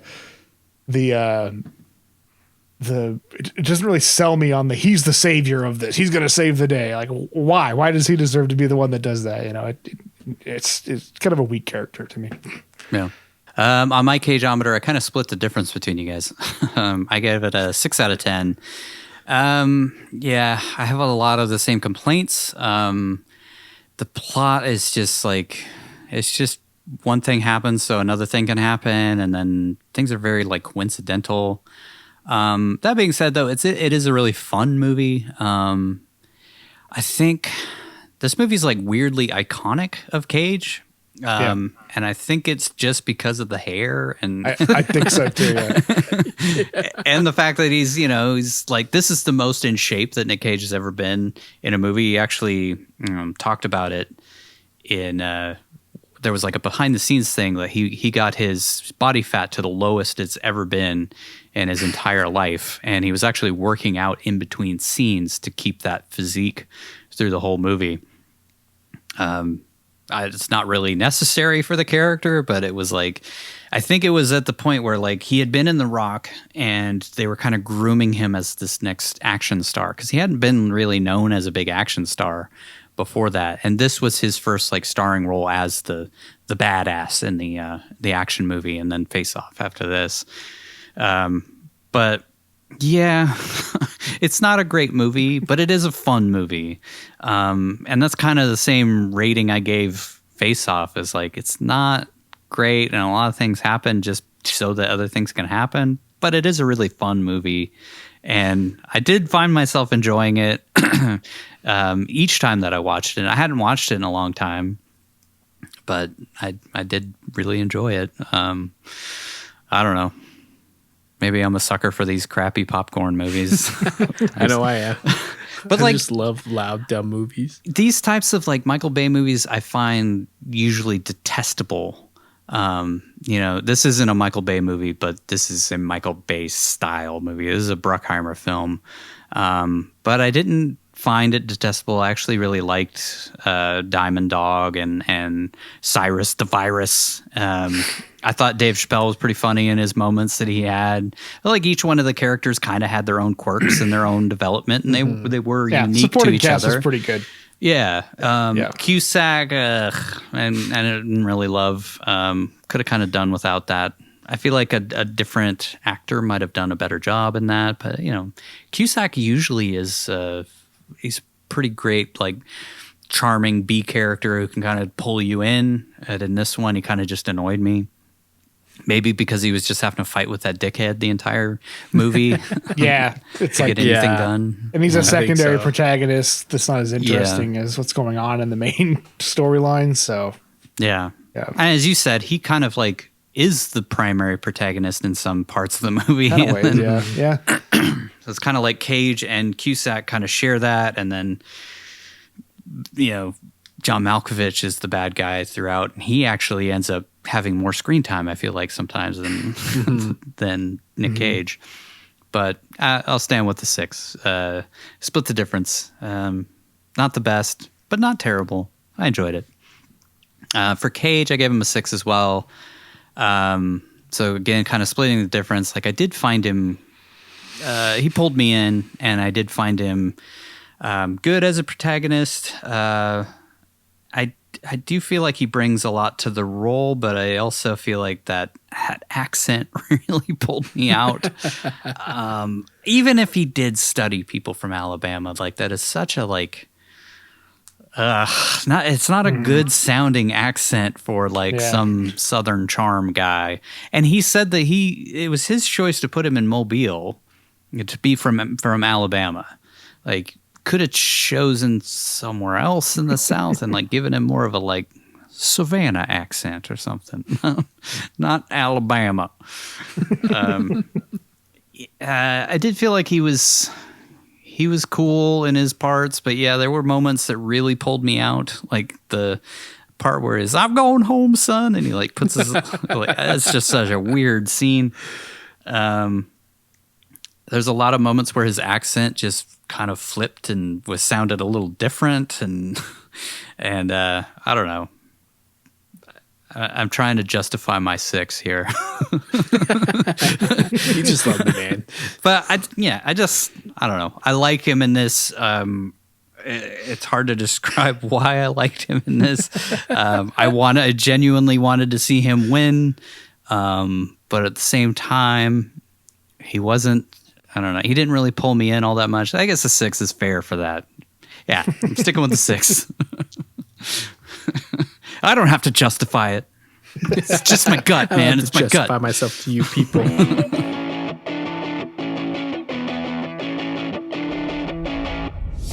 Here it is, the moment you've all been waiting for. These are the cagiest moments of the film.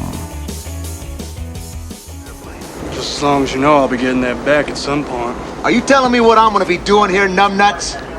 You heard me. Hey. Timbo Parker, armed robber, arsonist, dope fiend. Well, I'm a hell of a nice guy, just got caught. Oh, shucks. Well, baby-o, it's not exactly my ties and Yahtzee out here, but let's do it. I got 15 years left, and I know I'd just hate myself if I thought I blew my one shot at a naked party freak and an umbrella drink. Don't freak women like that! Yeehaw! What's on your mind, hillbilly? What was I thinking about? Oh, yeah, yeehaw, that's right. You fire that weapon, 20 pissed off prisoners are gonna hear it. Comprende, ese? Hooray for the sounds of fucking silence. You know what I'm saying? I'm going home, son! Wait, let me get all juicy. That's it for this season of One Cage at a Time, if you can believe it. Before we go, we figured we'd maintain tradition. As you may or may not know, anytime Nicolas Cage raps on a film, he always buys himself a celebratory bottle of champagne and a bucket of Kentucky Fried Chicken. Mine's like Christmas themed for some reason. Yeah. He's apparently been doing this since his dad brought home that very meal when he was 9 years old, and he partook. That's right, I said 9. He was 9 years old. Anyways, chicken? We had more in common with Robert Downey Sr. than just having just running into him in Family Man.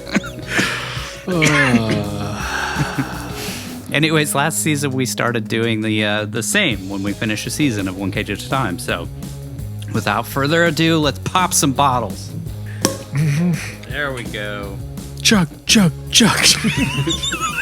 I got a plastic champagne flute from CVS because I apparently don't own any. I have an alcoholics flute from the wine glass. Yeah, Mine's from Cannon Beach, Oregon.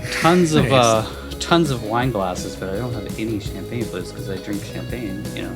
Yeah. When we wrap on One Cage. Before we drink, I would like to first toast to obviously the legend himself, Nicolas Cage, without whom we wouldn't have this perfect excuse to get together and make dumb jokes for each other's amusement. To the viewers/listeners who have decided to join us on this slog through the work of that brilliant bastard. To our significant others who constantly have to deal with us working long hours on this absolute labor of love. Yep. And of course, to two of the best humans I've ever had the pleasure of spending time with. Here's to you both and to many more years of making each other laugh. Cheers. Cheers.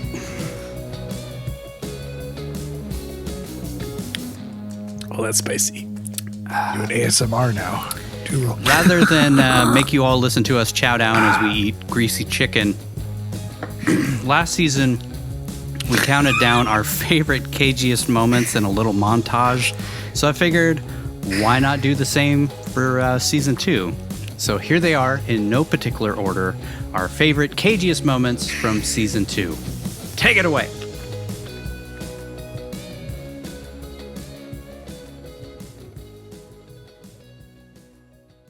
Okay, you know the drill. Hey, are you smacked out of your head? Okay, fuck! That's what turns women on. Ever heard of a line? Hey, have you ever been dragged to the sidewalk and beat until you pissed blood? Please just tell me what's happening to me in plain English without the mumbo jumbo. I have an idea. It's kind of wacky. Hello, miss.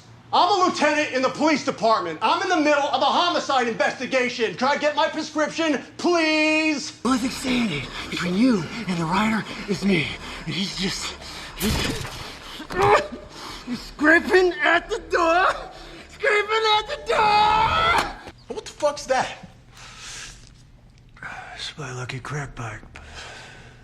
You a crazy motherfucker. You don't have a lucky crack pipe? Your grandpa sent me to get you now. Time to go. Fuck home. Croc.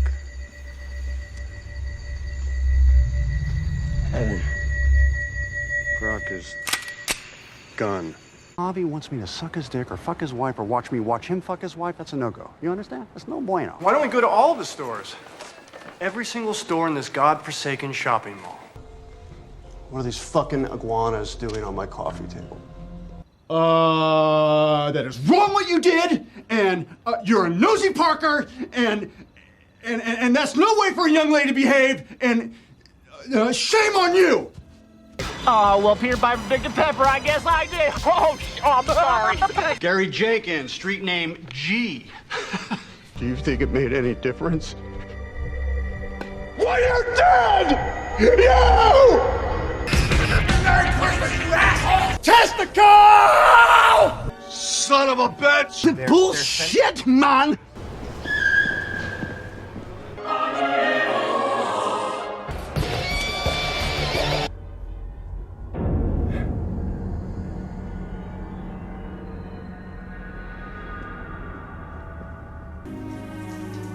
Home. Hey, Mont! Veneer, damn it! A man without a gun. That's not a man. David! Stay positive, dude. To the break of dawn, baby. Yes, Mrs. Castorini, I would love some oatmeal. I never got kicked base. Easy, because I'm not easy to eat. Veneer's got it. It's come out. It's in his blood. Any pets? I mean, I had a cat. What's his name? Missy. Where'd you feed it? I don't know, fucking dry food. What's your favorite color? Red. Blow me. You fucks, I hate you. I hate you both. I should fucking both. Just right now, I should fucking kill you fucking both! I lost my hand! I lost my bride! Johnny has his hand! Johnny has his bride! You want me to take my heartbreak, put it away and forget? Open it! Open it! Open it! Open it! Open it! Open it! Open it! Open it! Open it! Yeah, Nic Cage smooches good. You tell him! Nic Cage smooches good! So, that happened.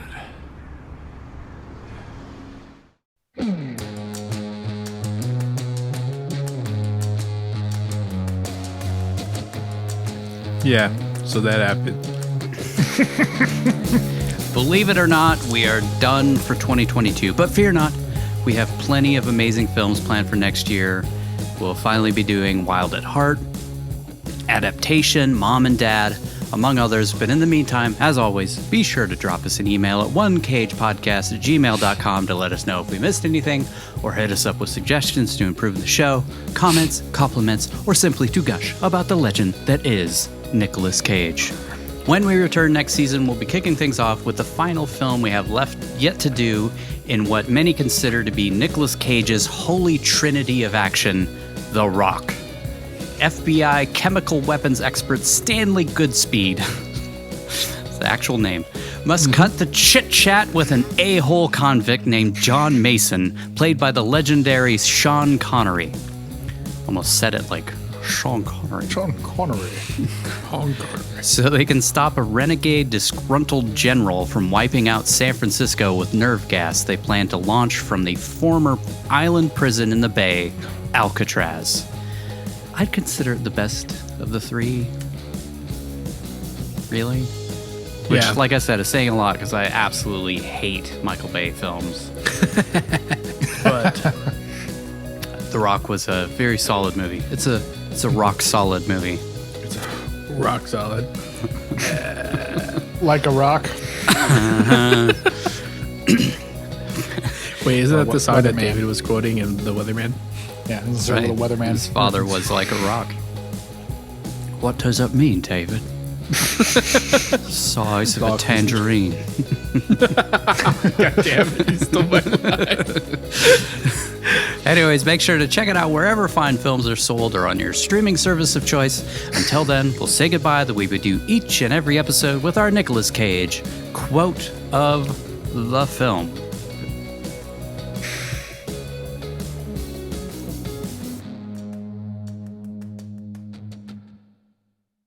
You've been playing us all along. You a free man.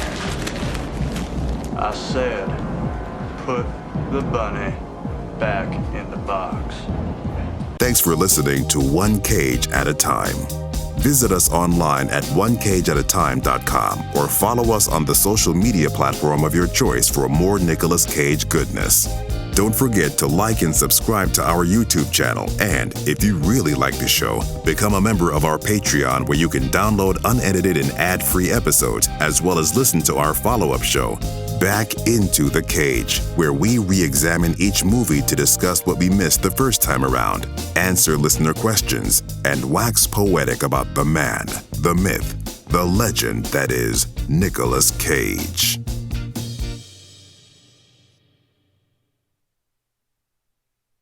He says Poe got into a drunken brawl and killed a guy while defending his wife, which could happen to any one of them. Then whips out a little Dostoevsky on Malloy, who doesn't strike him. Is Das guy? It's Andrew Dice Clay. I want to hear your pronunciation. Go ahead. Isn't it Das guy? Oh my gosh, Dostoevsky. I can't say it. Is it is Das guy Das Guyowski? Those guys.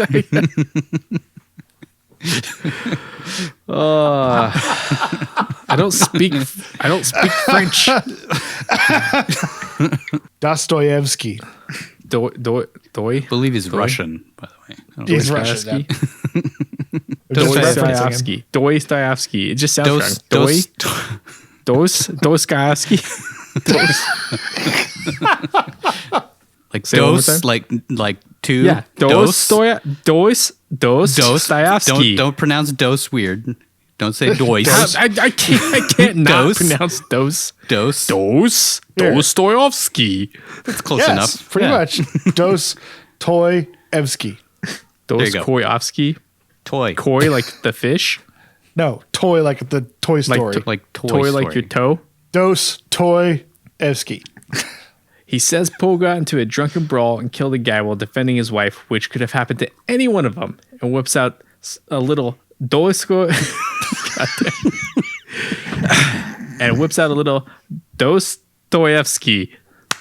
We're just going to go with that. Ladies and gentlemen, we just spent 20 minutes breaking down phonetically how to say that.